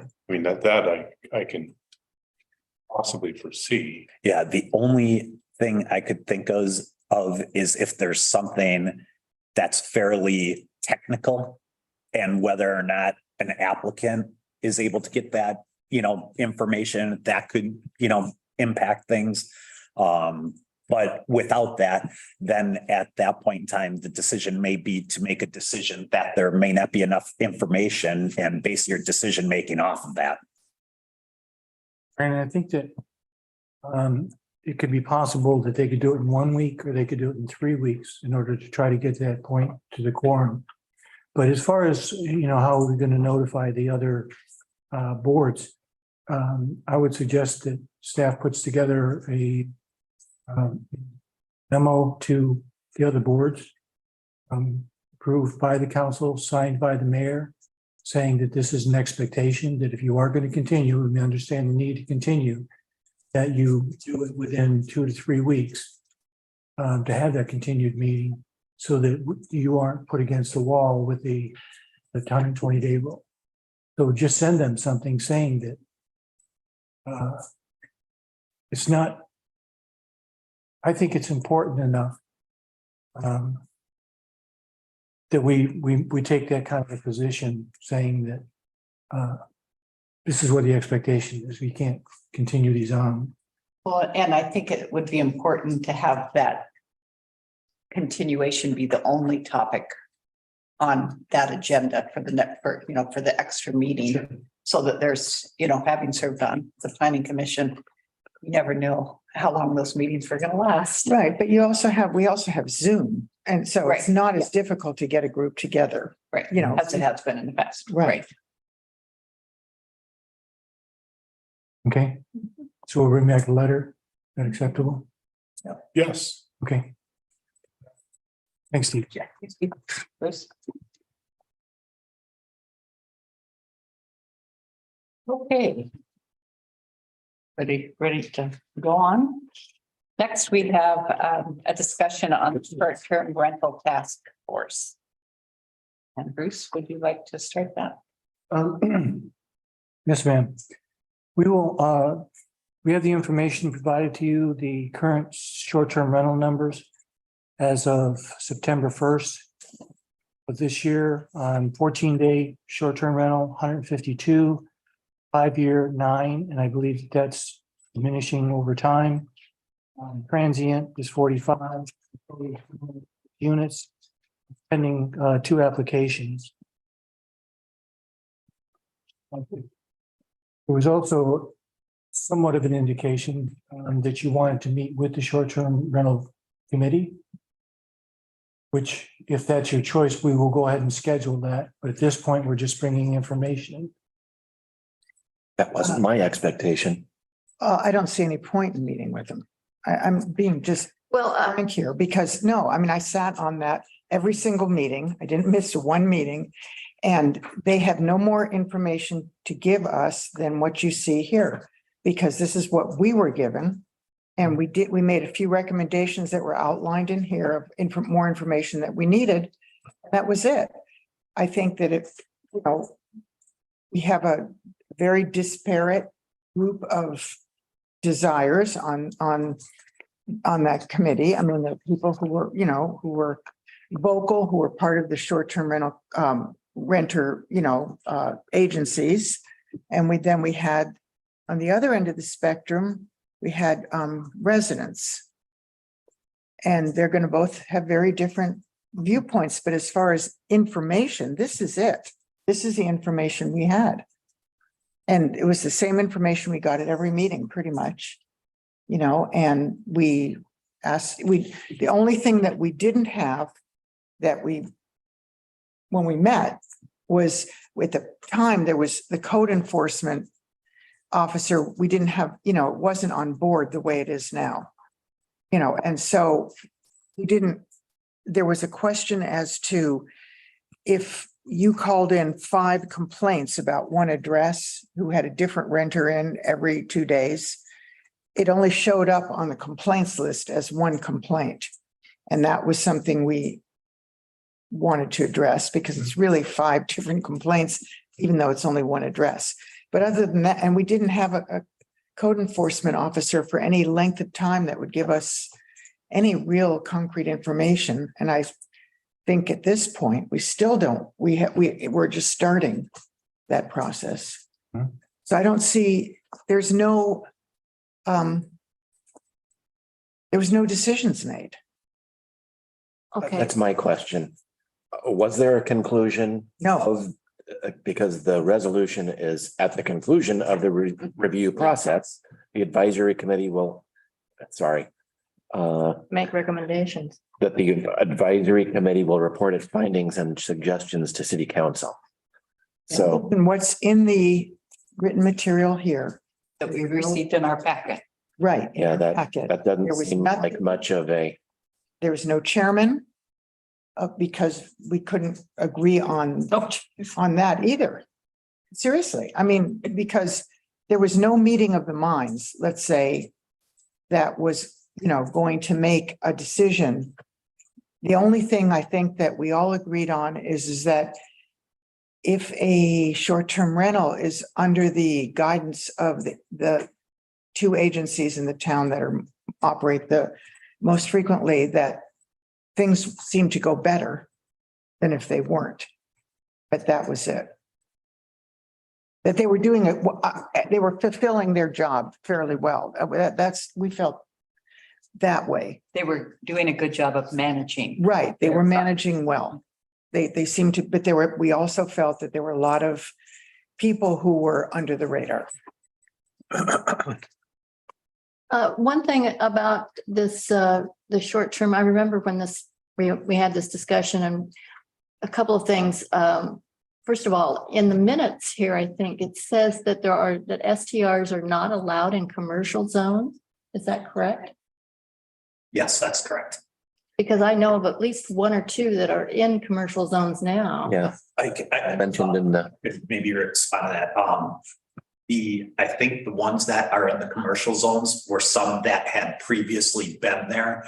And I don't know if they were the 5-year or the long term. I'd have to research that a little bit more and get back to you. But it was my understanding that there were a couple that were already in a commercial zone that were, in essence, kind of like conforming, that eventually, once they're done operating, they wouldn't be allowed to to continue operating that way. Grandfathered. The other thing too is when we set up this STR task force, prior to that, we had a resolution about the 5-year permit. And at that time, if I remember right, we put a moratorium on it as a temporary situation until after we got the report from the STR task force. So it has never been, as I understand it, has never been mandatory that we eliminate the 5-year. So I think that's a discussion the council probably needs to have as to whether we want to continue that moratorium or make it a mandatory, just end it. I agree. I think we should And the task, have that discussion. and the task force did not come to a conclusion on that. Some people wanted to continue, other people did not. So there was never a consensus. Yeah, the only information I can see here is attachment C, which is the December 6, 2022 meeting, and it points out some of the considerations, but That's certainly no This conclusion. could be the minutes for every meeting. What's that? This could easily be the minutes for almost every meeting. Okay, I mean, a couple other discussions happened, but no conclusions were ever drawn. We did have a business member for a while on the committee, but they stopped. We're not able to continue. We had a big turnover as far as residents, full-time residents or community members. It was just, I'm not saying it was not a worthwhile process. It just showed I guess what it does is point out the conflict is something that's really hard to resolve between those that want short-term rentals or do short-term rentaling and those who don't want it. well, I think we should have that conversation here and make some decisions. Yeah, I think it's- On the 5-year. I mean, the unlimited. I think on the entire mix of the different licenses, I think that's part of the conversation. I mean, I would be interested in talking about, some of the other things, the total number of SDRs, the geographic proximity, enforcement and penalties.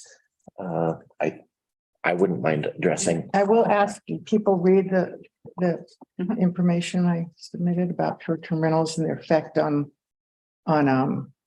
workforce housing? Yes. Yeah, thank you for sending those. For having Jen send those. So first, let's talk about the task force. Do we think it's time to disband it? Well, it doesn't sound like it's helping anybody. Disband it Yes, naturally. I think we ought to just take Yeah. this. I do too. Brandon? I'm not in disagreement of it. When was the last time they met? December. December 6th, 2022. Yeah. Meeting. Yeah. Yes, I agree. I guess one thing I guess I would just say is that because there was so much disagreement among the committee, I don't think we should be surprised. But it was Nancy and I and the former council that constituted it, is that we purposefully sought out a disparate group of people. And I guess because we did that, we got exactly what we asked for. Right, and I argued in favor of having I remember getting up in front of the council and saying we needed to have a disparate group of people. Because the stakeholder, the stakes for each point of view are high.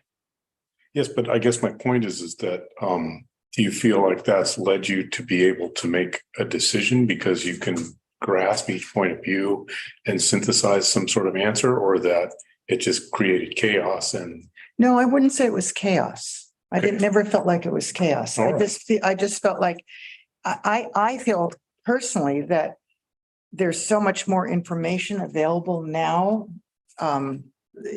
with all the articles and studies being done recently about the effects of short-term. You see it in newspapers constantly from all over the country. Basically, communities are grappling with this issue of the effect of short-term rentals on the health of communities, on the whole idea of community, and on the rental market for long-term rentals. So I don't think that I guess I see this information as being, the people who are doing these studies are pretty reputable, a lot of them. What And- studies? Are you talking about the articles that you said? Yeah, like Pew Charitable Trust did a big study on it. I mean, they're not like,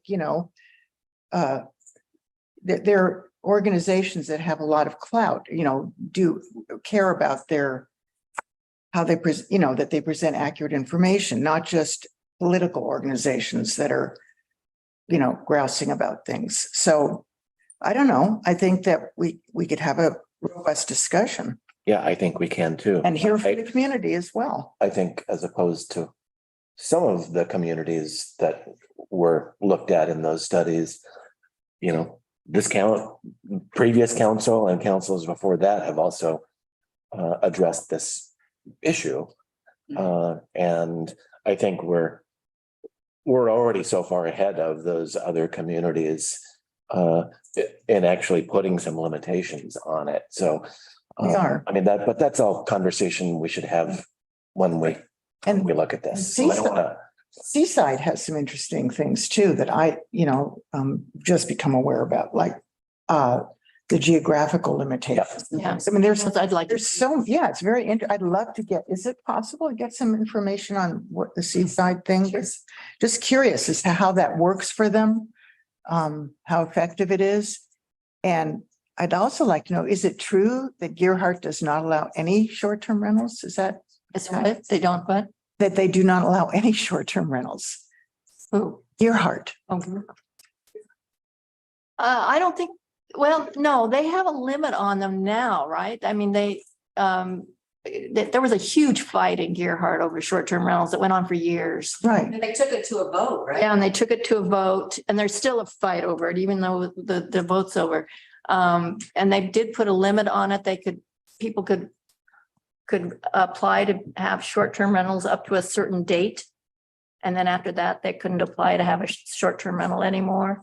And I can't tell you how many there are, but they're not that many. If we could get information on all other communities in the Would be helpful. neighborhood, it would be very helpful. I think a lot of communities that have dealt with this have looked at what we've done as a model for a community actually taking some action on this. So There was the recent vote in the county.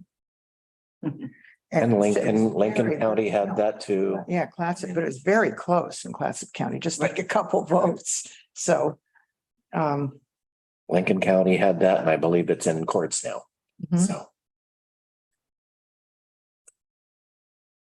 I think that would be a whole meeting, to tell you the truth, because I think there's a lot of community members who are going to want to have strong opinions about, and, you know, and businesses about how this should progress. Would you like us to answer the questions on Seaside and Gearhart, the workshop, and then make your decision about a larger meeting, group meeting?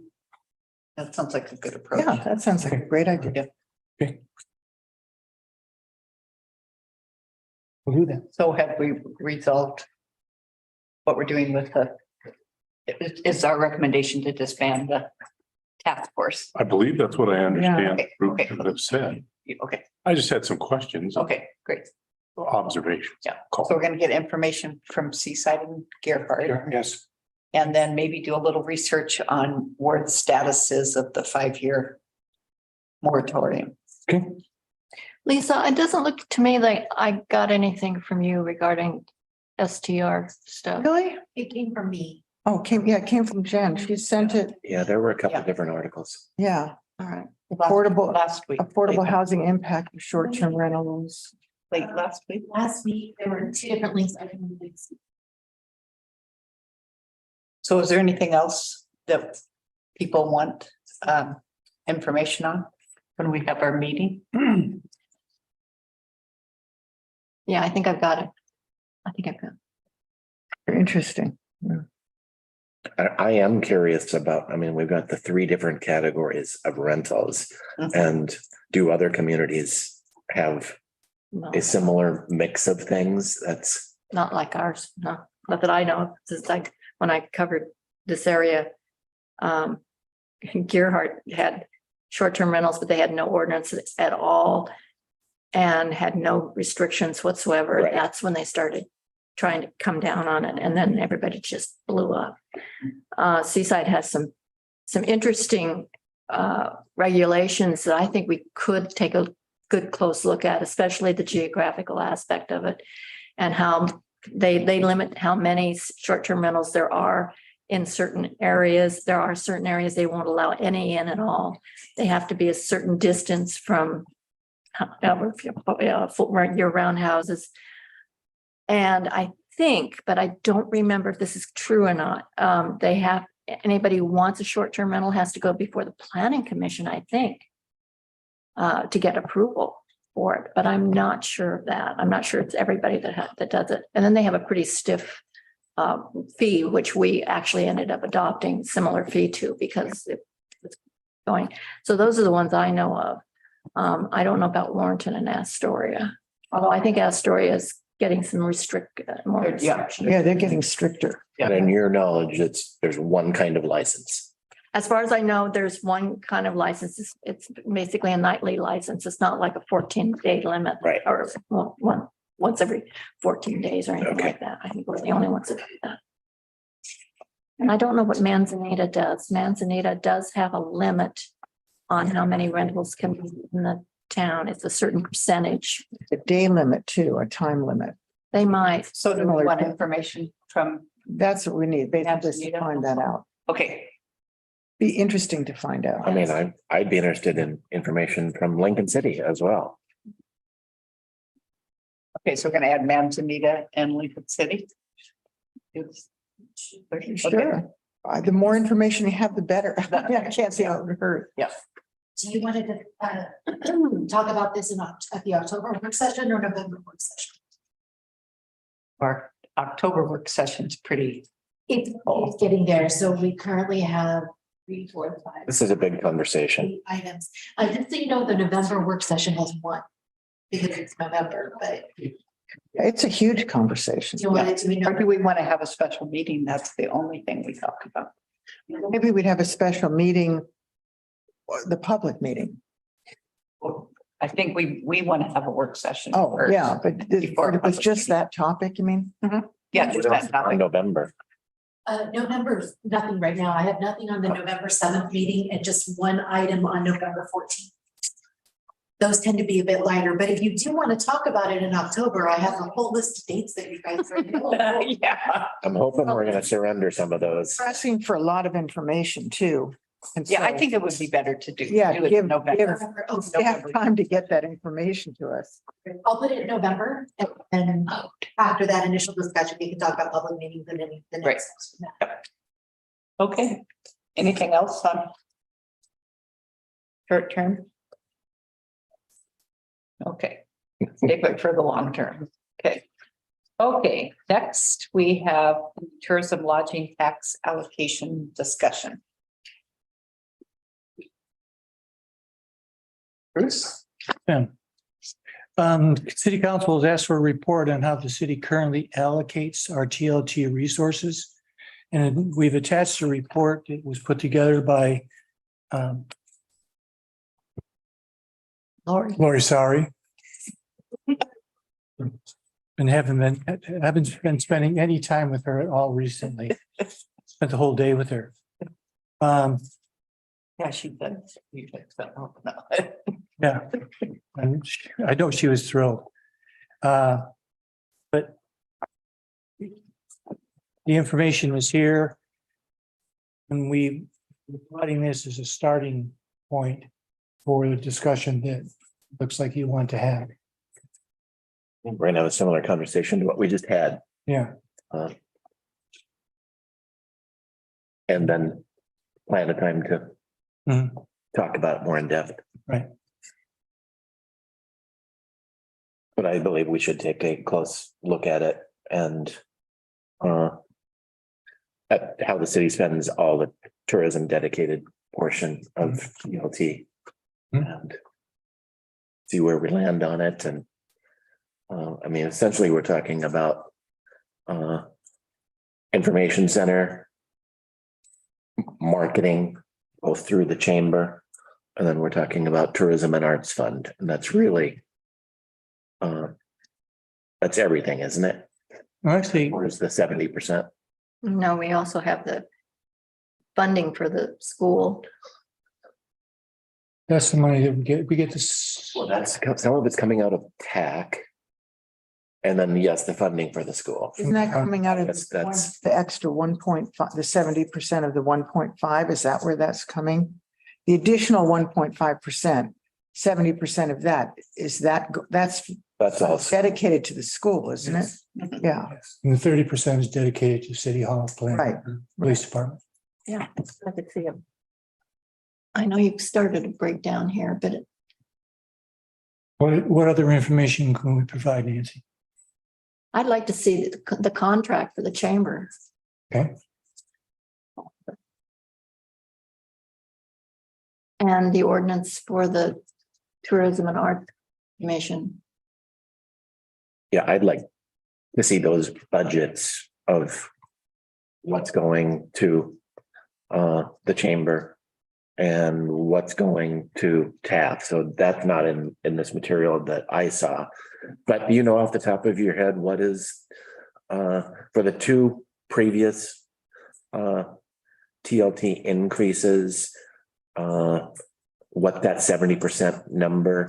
It's about 481,000 annually. About 400. I think that's what it's in our current budget, Lori, is that the 70% or is that 100%? the 70%. Okay.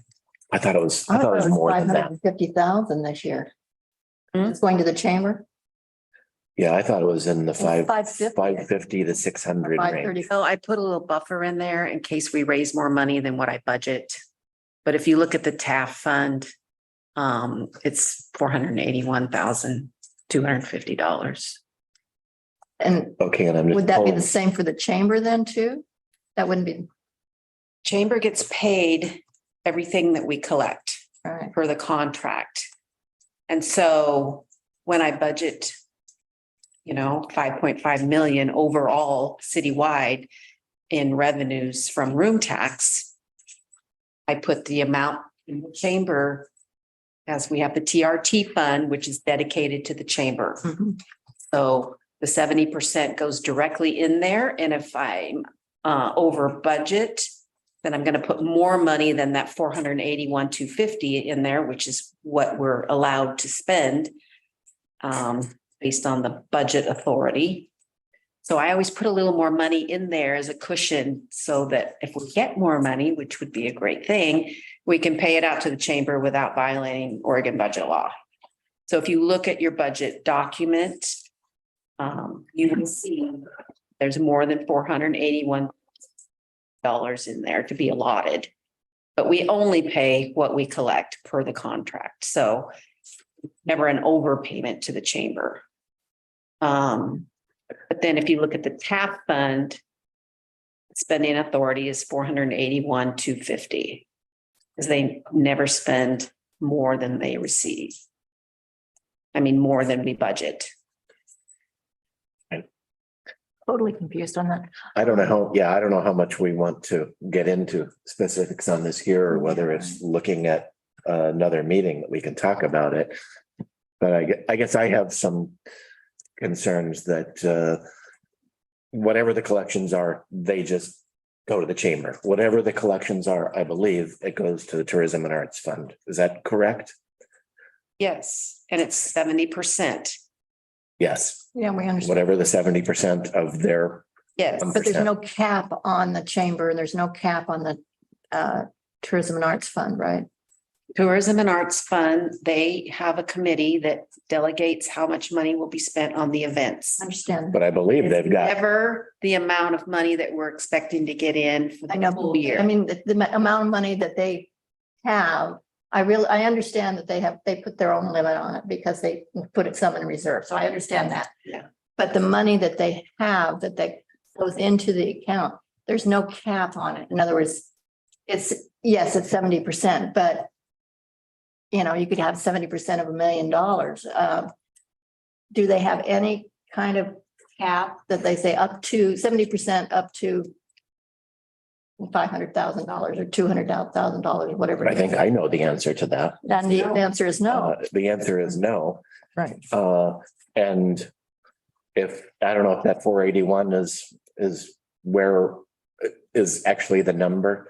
But looking at their grant awards, they gave away 255, I think. I'm maybe rounding or off a little bit. So they're getting 481, they're spending 255.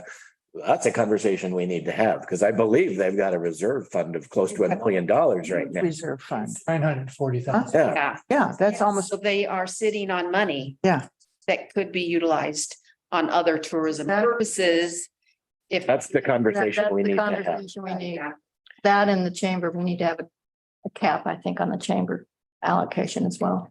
Yeah, I think we should be paying a contract for the information center. We should be paying a contract for the marketing, perhaps with some kind of annual increase, inflationary increase, but it seemed like when we had the last meeting with the chamber too, their quarterly report to council was my first one. So, but there was a $300,000 reserve and some discrepancy between that $300,000 reserve and what actually showed up on the balance sheet, which kind of made me uncomfortable. So it just feels like we kind of need to wrap our heads around this. oh, yeah, I agree with you.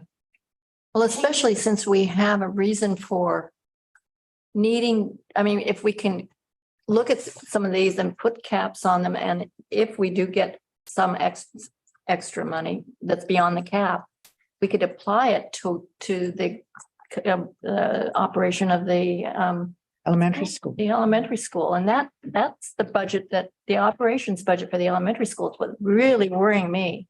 Or many other things. Or any other things, or Yeah. I It's I just we think need to- with the Tourism and Arts Fund, it's kind of demonstrated that maybe this whole events thing is not exactly where we want to go with it.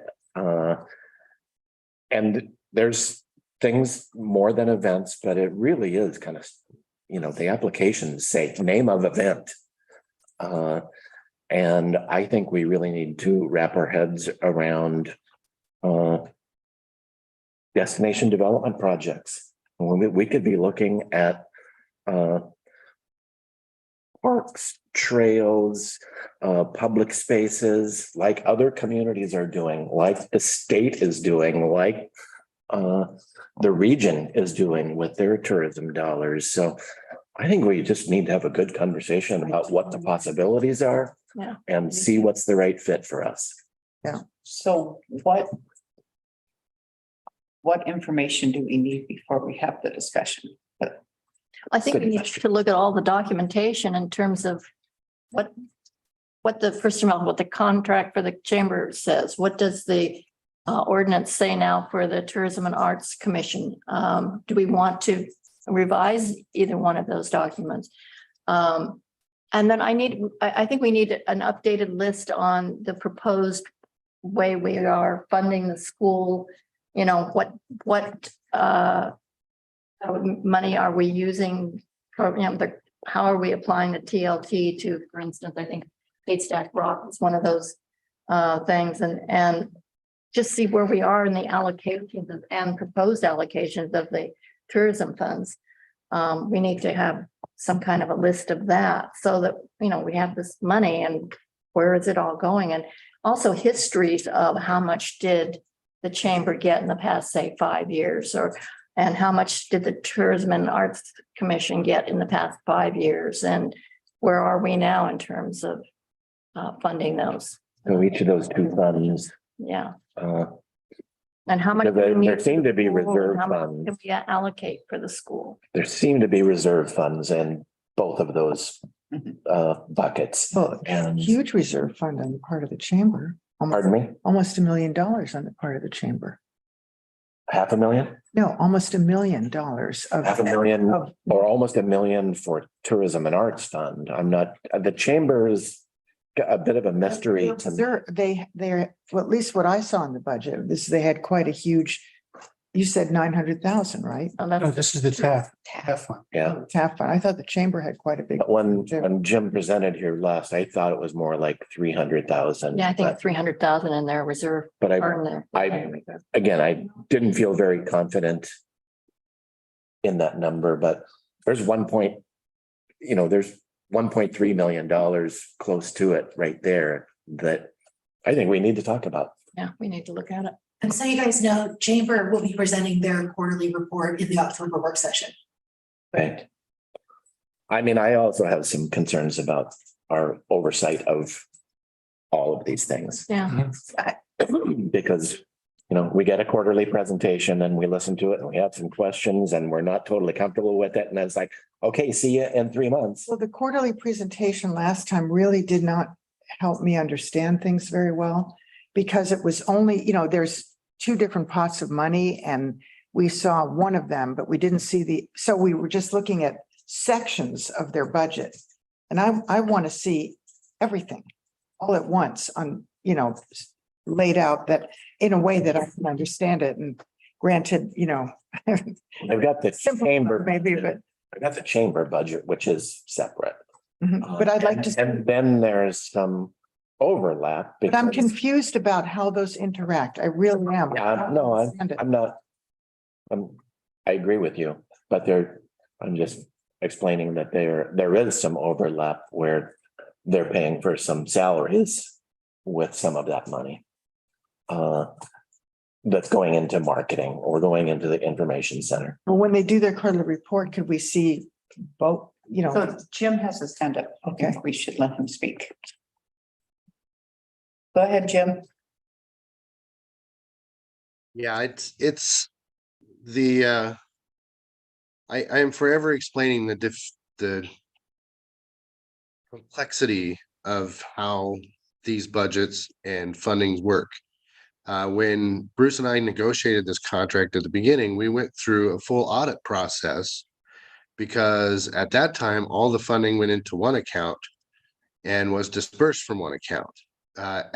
After that audit and after discussions with Bruce, we at the chamber separated both of those accounts. They're accounted in an accounting system together, but the TLT funds goes into its own account and it's actually its own bank.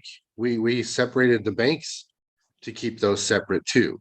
The only time those commingle together is when it's time to pay bills, and bills are allocated either to the DMO or to the chamber and paid accordingly.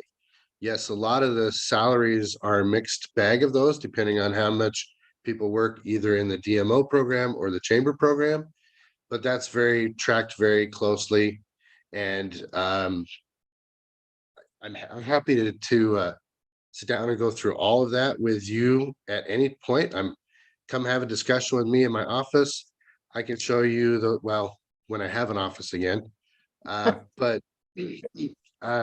I'm happy to have that conversation and explain all of that to anyone who wants to know. My door is always open, and I enjoy actually explaining it because money comes from different buckets and goes to different buckets, and it's very complex, much like the city's budget. I have no idea how the city budget works or where things go or how they're allocated.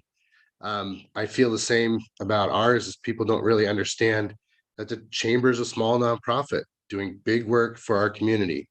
And we do that with the funding that we get from you guys. So it's quite a task to manage that. But having that full audit when we began this process really kind of set the foundation, and I'd be happy to show you guys all the details of that if you want to go through it. Well, Jim, I don't really want to come to your office individually to go through it. I would like it better. I think it would be much more productive if we could have a presentation to all of us at one time, so we could all hear each other's questions and you could answer those questions as they come up. Because to be honest, I'm very confused. Yeah, my concern is that conversation might take an enormous amount of time, and in a public meeting that might be quite excessive. But I'm willing to do it however you guys want to do it, of course, because I feel that the work we do is important to our community and to the businesses, to the city. It really serves everybody, and that's what's important. And doing the right thing. Well, a workshop situation would be great. I mean, And we're also used to it's too excessive. also used to reviewing a lot of written material and financial documents. Spend the time doing it. So, I mean, I don't think it's just like it gets thrown at us in a meeting that is part of a packet where we can. Yeah, We can see the budget, we can see the actuals, we can see the balance sheet. Formulate our questions ahead of time. Yeah, it's a good idea. Like that. I just want to make sure that you guys understand that my door is open and we're an open book. If you guys have questions, I'm happy to answer those. When it's done in a formal meeting type situation, we don't have that that discussion really. It's more a presentation and then questions. Whereas if I sit down with you and talk you through how it all works, those questions get answered as we go, where they might get lost sometimes in a presentation format. Well, But why don't we formulate the meeting like it was an individual meeting, and we can interrupt it and ask questions as we go along. If that's okay with you. And another And thing it is, might take a while. if you guys have specific questions or concerns that you want me to address, I would love to know what those are beforehand so that I can address them for you. Yeah, that would make it a lot easier too. I think we'd all just like to see the amount of money that is going to the chamber for the two projects and be able to look at a sheet and see where that money is going. Both at the same time. In other words, both, yeah. Both. I'm not sure what you mean by both. Both budgets. I mean, the chamber budget and the facility budget, the visitor center budget. Well, they've. And I understand that's where Jim is, then there is a lot of explaining, because the chamber budget, is a lot of the non-dedicated dollars. I would really like to just see something that shows the dedicated dollars, that shows the portion of staff or other commingled expenses. I'd like to see it all. So I mean, that's. It's the only way I'll understand. Just a real quick point that might be lost here is none of the TLT funding goes to the chamber's function. Right. Okay, the TLT money is dedicated to the DMO. It doesn't support any of what the chamber function does. It supports the visitor center, it supports the marketing, and it supports the staff to do those two jobs. Yeah, I think we get that. It sounds like it's mostly labor where you're appropriating a portion to the chamber work and a portion to the DMO, or I don't know if DMO and information center is considered the same thing these days. I guess it is. It is now, when Bruce and I went through this contract, the visitor center was folded into the DMO work. So it's yeah. just one term, DMO. Yes. Okay. Okay, that helps me too. Yeah. So I'm thinking for the initial discussion presentation that we only have the DMO information and the allocations that for salaries and those kinds of things. It would be nice to just have that be clear. I mean, if Lisa wants to see the chamber budget, that's fine. It does. I don't think it has anything to do with our conversation about the lodging tax dollars, but I need to see. Yeah, the budget no, and see what they're doing is fine. that's what I'd like to see. I would. But our primary emphasis should be on the DMO. Yes. And then. And the tax dollars, right? Right. Okay. Start there. Is that clear, Jim? Clear as mud? No, actually, I know how our system works and I know what the processes we put in place since the audit the first time. So I have no concerns about where the money is being spent, but I do understand that you guys don't know those details. And so that's why you want to be aware of them. So I get what you're asking for. I just want to make sure that if you have specific questions, that you get those to me as soon as you can so that I can incorporate the answers for you. But I think we need to look at the budget first, so we know what the questions are that we want to ask. Exactly. I totally expect that there will be more questions as we go. But if you have questions now, I'd love to answer them when the time comes. So does anybody have any questions? I don't know enough to have a question at this point. So we need. We don't know. We need to see the information. Yeah. So what's that? Say that again. So we need to see the information Yeah. first before we can formulate questions. But what I think Jim is saying is it would be nice, and I can understand this too, to know after we've had a chance to look at the material, if we have questions before the presentation, to send those to Jim. Okay, that's a good idea. That's fine. Yeah, I mean, I would like to see DMO budget, actuals, reserve, and have that include whatever portion of salaries are being allocated to it. So Out of the DMO Yes. to the chamber salaries. yes. The other way. Yes, Yeah. or vice versa. Right. Okay. So, yeah, I mean, it makes for some complex bookkeeping, I'm sure. That it's kind of two separate, but some of them are shared between budgets. But It'd be nice to be able to just see that. Go ahead. That's Jim. actually what makes our organization function more efficiently is because the chamber itself couldn't afford the staff to do a lot of the things that we do. And the DMO probably couldn't afford the staff to do that. So being able to share staff costs gives us a more effective staff. And I'll go into the details of that when I make my presentation to you guys. Yeah, I think last time it was just separate. We didn't really see the salary allocations from the chamber budget that were actually part of the DMO, Right. from what I recall. At least I didn't understand that at all at the last presentation.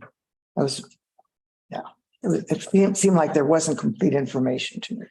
But yeah, I totally understand what you're saying, Jim, about that's that's what makes things work. That's what makes both work. And I'd like to see the contract. Chamber contract. Yes. Yeah, the contract, I think we could just get as soon as possible. Yeah. Look at. One other thing on TAF, we had some conversation about $100,000 out of TAF coming out for the school project.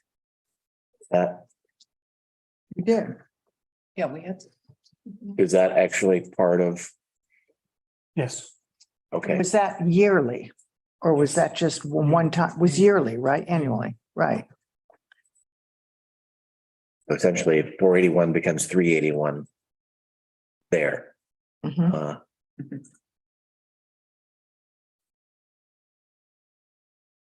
This conversation, the timing for TAF might be good because TAF has had a couple of conversations about what's changing, are we changing, that sort of thing. They're getting less applications for events. And it's like, well, what should we be doing? And so I think I would suggest that maybe council has that conversation with some of the TAF members, but the current TAF board, it's new, it's new. Yes. And so possibly have that maybe with Steve Sinkler and maybe Jim, who was a former chair over across the that to talk about how they see things morphing. And then kind of say, okay, well, let's go ahead and make this shape this the way we want it to be.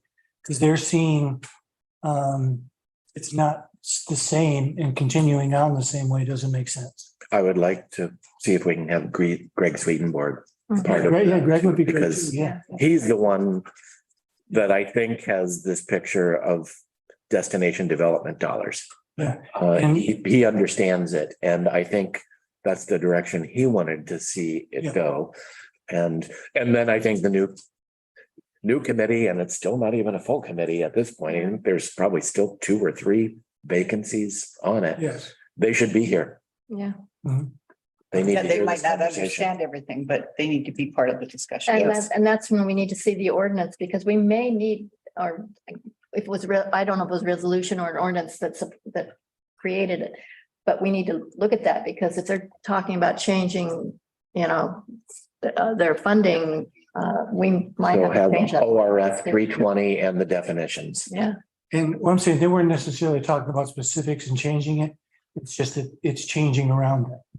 Okay, but we might want to Oh, take a sure. look at that. No, we'll get you, within the next couple of days, you'll get the ordinance and the contract. Okay, great. So the ordinance ORS 320, No, I'm talking about the city ordinance that created. okay, that created the fund. Tourism and arts. But It it's not- probably would be good for us all to have ORS 320 and its definitions so that we can wrap our heads around what can be funded. And there's a document, a guideline document as well that TAP has. Okay. So we'll send that as well. Right, that would be Okay. great.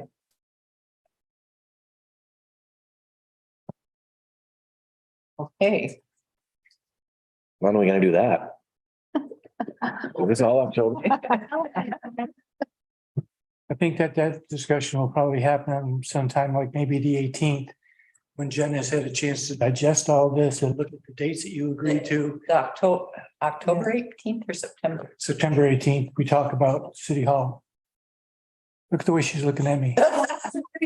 Out City Hall on the 18th. Yeah, Right. right. I'm saying, but if it's one of the meetings that we have, you'll be able to go ahead and sort this out with me and figure it out. When do we want to have each of these conversations, or ask you, which one do you want to have first? Because, Well, the September 18th meeting's set. right, that's when we usually sneak some date requests on you. Well, isn't that also the meeting where you're going to give us all the sort of chart we talked about for how we're funding it? Yes. Yeah, so that's going to be it. That's a pretty heavy duty It's a agenda. very heavy duty agenda. One of the things that we'll talk about is that with that particular project, it's probably $100,000 a month every time, we lose a month in our schedule. And it doesn't happen when it happens, it's at the end because your costs are going up on it. And trying to balance that with the public input side, we may not be able to have as long of gaps as we had with the Cannon Beach Elementary. But we want to have the public's interest, the public side, the community outreach events, that sort of thing. But we just have to be cognizant of trying to keep everything on schedule. It's fine. I agree. Definitely need to do that. Go ahead, Jen. How about, at the October work session, we just talk about TLT and TAC follow-up. We can have that discussion. That way we can get the materials to you guys. You can review them. You will have heard from the chamber. Hopefully by that time, we might even have a few more applicants for TAC. And then we can kind of set what we want to do next. I mean, you don't have to have the conversation, but just the next steps of when you want to discuss what. After we have all the information. After we have all the Yeah. information. And who would you like to have there for the conversation? Okay. I think Greg is a great addition. Yeah, Yeah, that would be really good. And Jim Kingwell. yeah, King. Yeah. Who else was? Julie Walker was on it for a long time, Yeah. so she might be a good one too. Yeah. Okay. Thank you.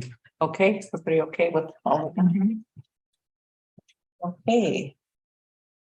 Jim, did you have any other questions about what we expect? In terms of information?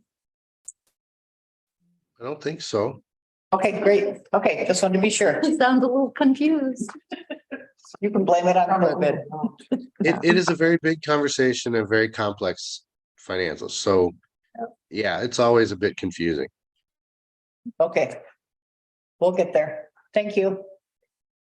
Thank Okay, you, Jim. anything else from the agenda items? Okay, so we're ready for good of the order. Oh, no, please, everybody else go first. Really? Yes. Well, I just wanted, do you remember we had someone come in front of us once to talk about electric car plugins? It was Ken. Ken Potter. Is there any update on that, or was there any follow through on that? Done a little bit of following up on how much the charging station is used at the RV park. I have a greater question. Is that something that we want to get in that business?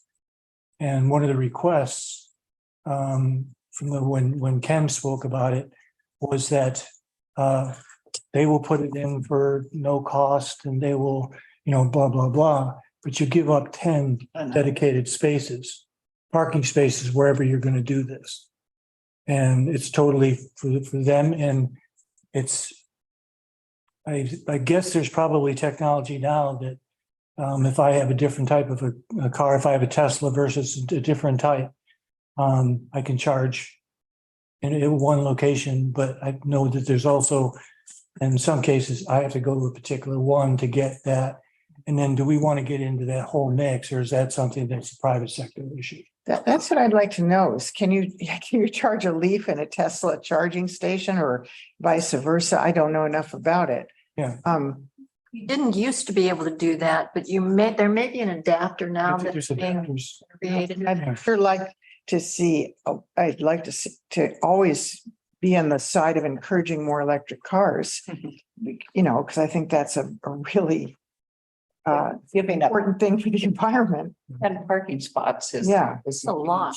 Well, that's just if you have it just in one location. If you have it in multiple locations, it's, they're gonna want 10, maybe 5. Yeah. But they're gonna want a certain amount and they want them dedicated. Well, would they do 5 then? Would they do 5? I don't know. Well, I guess you could ask Ken. Well, we can get a hold of the companies. We can get a hold of the company that we currently do business with at the RV park. That's 2. There's 2 charging stations that Yes. are. Do you know how much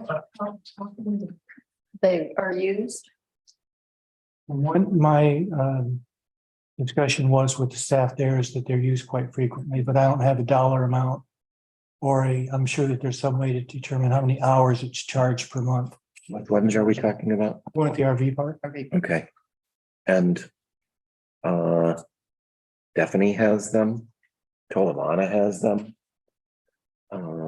They may have them for their client. That's what I mean. I mean, they have them for their guests. So that gives you some kind of indication that, okay, that it does mean something to them. Right. They provide that. Yeah. And there's a couple homes in my neighborhood that have their own bus. Right. Which I was just shocked. Yeah. Yeah, I just would like to see us in general encourage, I mean, accommodate electric cars if we can. At least to some extent. Hmm.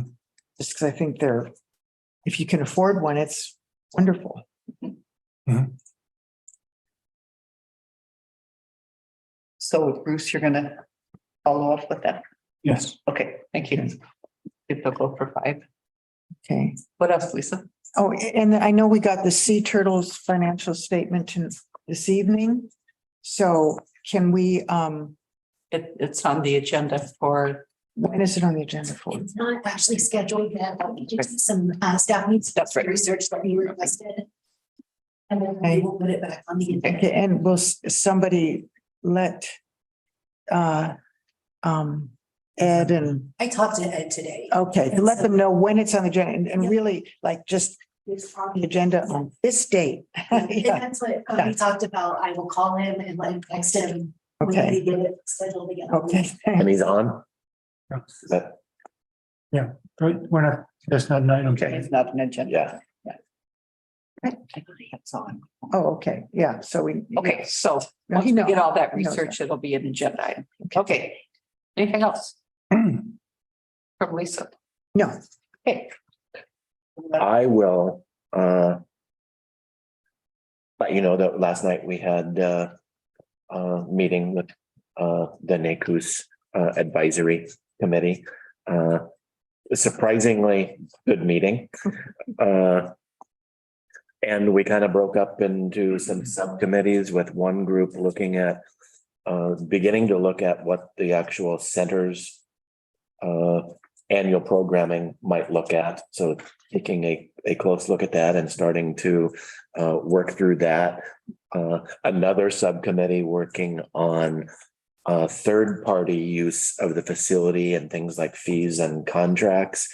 And then another subcommittee taking a look at the formation of the nonprofit that it's going to take to run it. So I feel like we're getting into the mode where we're actually accomplishing some of the work outside and then more reporting at the meetings. So could I just say something about, I did watch the meeting and I was a little taken aback by the idea that just 3 people can get together and start a nonprofit. It's not quite that easy because this is a nonprofit that is associated with the municipality. There's special rules for that. We know that. Also, whether or not you want to be a tax exempt, that's a separate thing from being a nonprofit. So I think you need to find a lawyer. And I would ask Ashley maybe if she had a recommendation just to consult before you. I know that. Okay. That was one person that said it's easy to form a nonprofit. we're going to take a look at some of those initial steps and what we do need to look at. So I think that's part of the process and where we're at. I will also mention that we applied for the $100,000 Travel Oregon Tourism Grant for the school project for the NACUS project. And they have asked us to submit a full grant application. So they do see that what we're doing fits within their scope of work, which I feel like is very good news as far as, us demonstrating that this is a tourism facility that should make our hospitality industry, take note that that our statewide tourism organization sees the benefit in this. And they will not, it won't be a check against us that we're also a community. Communities are one of the potential applicants. So no, that's No, I mean, a community facility. In other words, it's not only for tourism, it's also for the community. Is that gonna, I think is that gonna make a difference? No, I think that's the way it works now. When you do a lot of tourism destination development things, and the side benefit of it is that everybody gets to enjoy it. We all get to enjoy some of the benefits of that. Are there any deadlines for that grant? Oh, well, yeah. So are we going to be, is there a deadline for spending the money? No, I mean, I'm sure there is, but it's definitely down the line. It's I think completed in 2025, but What's the deadline for submitting the grant? I need to be working with Tessa like tomorrow. I think it's Friday. It's Friday. They give you a week to, Yeah, you say, we loved your letter of interest, they're clarify it in the next they're week. keeping us scrambling. So So what exactly would we be applying for? Do you have any idea? the budget we did was for the unfunded kinds of things for an interpretive center. So the things that were mentioned was some kind of model of the Indian village that would be a display. We included website because it will be integral to remote learning and interpretive information for the trail. We included video production, which would again be part of the center's use and learning program, self-learning kinds of things. I think that was it. That's a lot. Yeah. Yeah. That's $100,000. Yes. Sure, easily. It's a good start. Yeah. Anything else? Not for me. Brandon? Nancy? Bruce? I have something for Gary. You got something for me? Get to work tomorrow? No, you probably want to, sure, if you want to go to work tomorrow, go ahead. Talk about having a member of the tribe on as a board member. Okay. That was the other thing that we agreed last night as a committee, that we wanted a member of the tribe to come on to the advisory committee. So that would be Dick, as long as Dick is in good health and willing to do it. But it would be an 8th position on the committee. So we will need to redo the resolution, and that will be coming to you soon. You decide to go that route rather than just saying, and we will have a tribal member. 7 members. Yeah, I mean, he's kind of been an informal member there. We give him equal time. He just hasn't been voting. We're just going to make him a That's full. good. I think that's smart. All 7 are planning on staying on. Okay. Yes. That's great. So have it. But it would be written, not just that it's an 8-person committee, it's a 7-person committee with another position being a tribal member. Representative. Okay. We can also, if somebody drops off, move that position in, and we can try to write the resolution around it. You don't have any concerns of even voting Board 4 or something? We talked a little bit about that. And I think we'll be okay. Yeah, and if it comes to it, We're just gonna say, hey, we were split on this. Right. And we make our And that's- recommendations. To city council, yeah. Yeah. Thanks, Bruce. Anything else? Bruce? Oh, that really counted for Gary's because he didn't mention. It Yeah. wasn't mine. So you only get one. Yeah. Reminding me. 21st of September, the City Hall Police Station project goes to DRB. So that's next Thursday, I think it is. Same day as the safety fair. School, not the city hall. Oh, I'm sorry, school project. I wrote down, I'm eternally getting those confused. But anyway, because the school project goes before, you were presented with the information, with the exception of some of the information about the grounds, which is currently being developed and will be presented. But we will also, get that to you in advance. But that's something that, native plants and that kind of thing. So.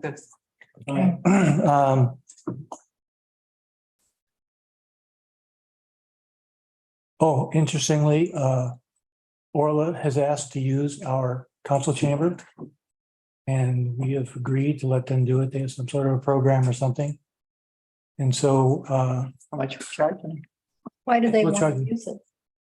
when Why do they want? they have some sort of program locally and they want to use something, place with a podium or whatever. So, we're nice, we're friendly, and we said, sure. I can't wait till they use Nakus. Exactly. I thought that, maybe I'm wrong. I thought council chambers were just used for city committees and business and councils and commissions and. And 501c3s. Nonprofits. And they're a nonprofit. Tax them. Yeah, okay. I think we should welcome them. Here we are. We're doing. Well, of course. So Yeah. they're doing a mock testimony exercise. Is it open to the public? I don't know the answer to that. They are here, they're doing a training, a training somewhere else, and they're gonna come here for a few hours and do their mock exercise. Be interesting to watch. They can ask for contact if it's open to the public, but it is their meet, I don't know. This is the first time I've dealt with somebody outside of the city. Rusty could just accidentally leave the camera on. Rusty doesn't do anything accident. I don't know. But It's a 501. You're a 501. you want her to ask? I'd like to know if it's open to. I've been working with an event coordinator. She's very friendly. I'll shoot her an email and ask. Good. That's all I have. Are there other meetings that are here that are private meetings? But if a nonprofit wanted to have a meeting here, they would fill out. They would need to fill out a form, and if it's after hours, there has to be a staff person present, which sometimes precludes people using it after hours. But the people who use it are typically Friends of Haystack Rock. The Watershed people used to come and meet here, but they've always had a representative from the city be involved in it. And those would always be open to the public. I don't have the answer to that question. It's up to their rules or whatever. We've had, Friends of Haystack Rock has had people here. Yeah. Not since the pandemic, but Yeah, so I would expect that it would be open to the public. And I don't, Using council chambers. I don't know if that's included in the literature. It says that it's open for 501c3s. We'll check it to see if it says that they have to allow the public in. If Okay. it doesn't say that, we can't require it. okay. Anything else? We're all here tomorrow night, correct? What? No. Yeah, What are we doing Thursday? Friends of Haystack Rock. Same place. Okay, meeting's adjourned. Thanks, everyone.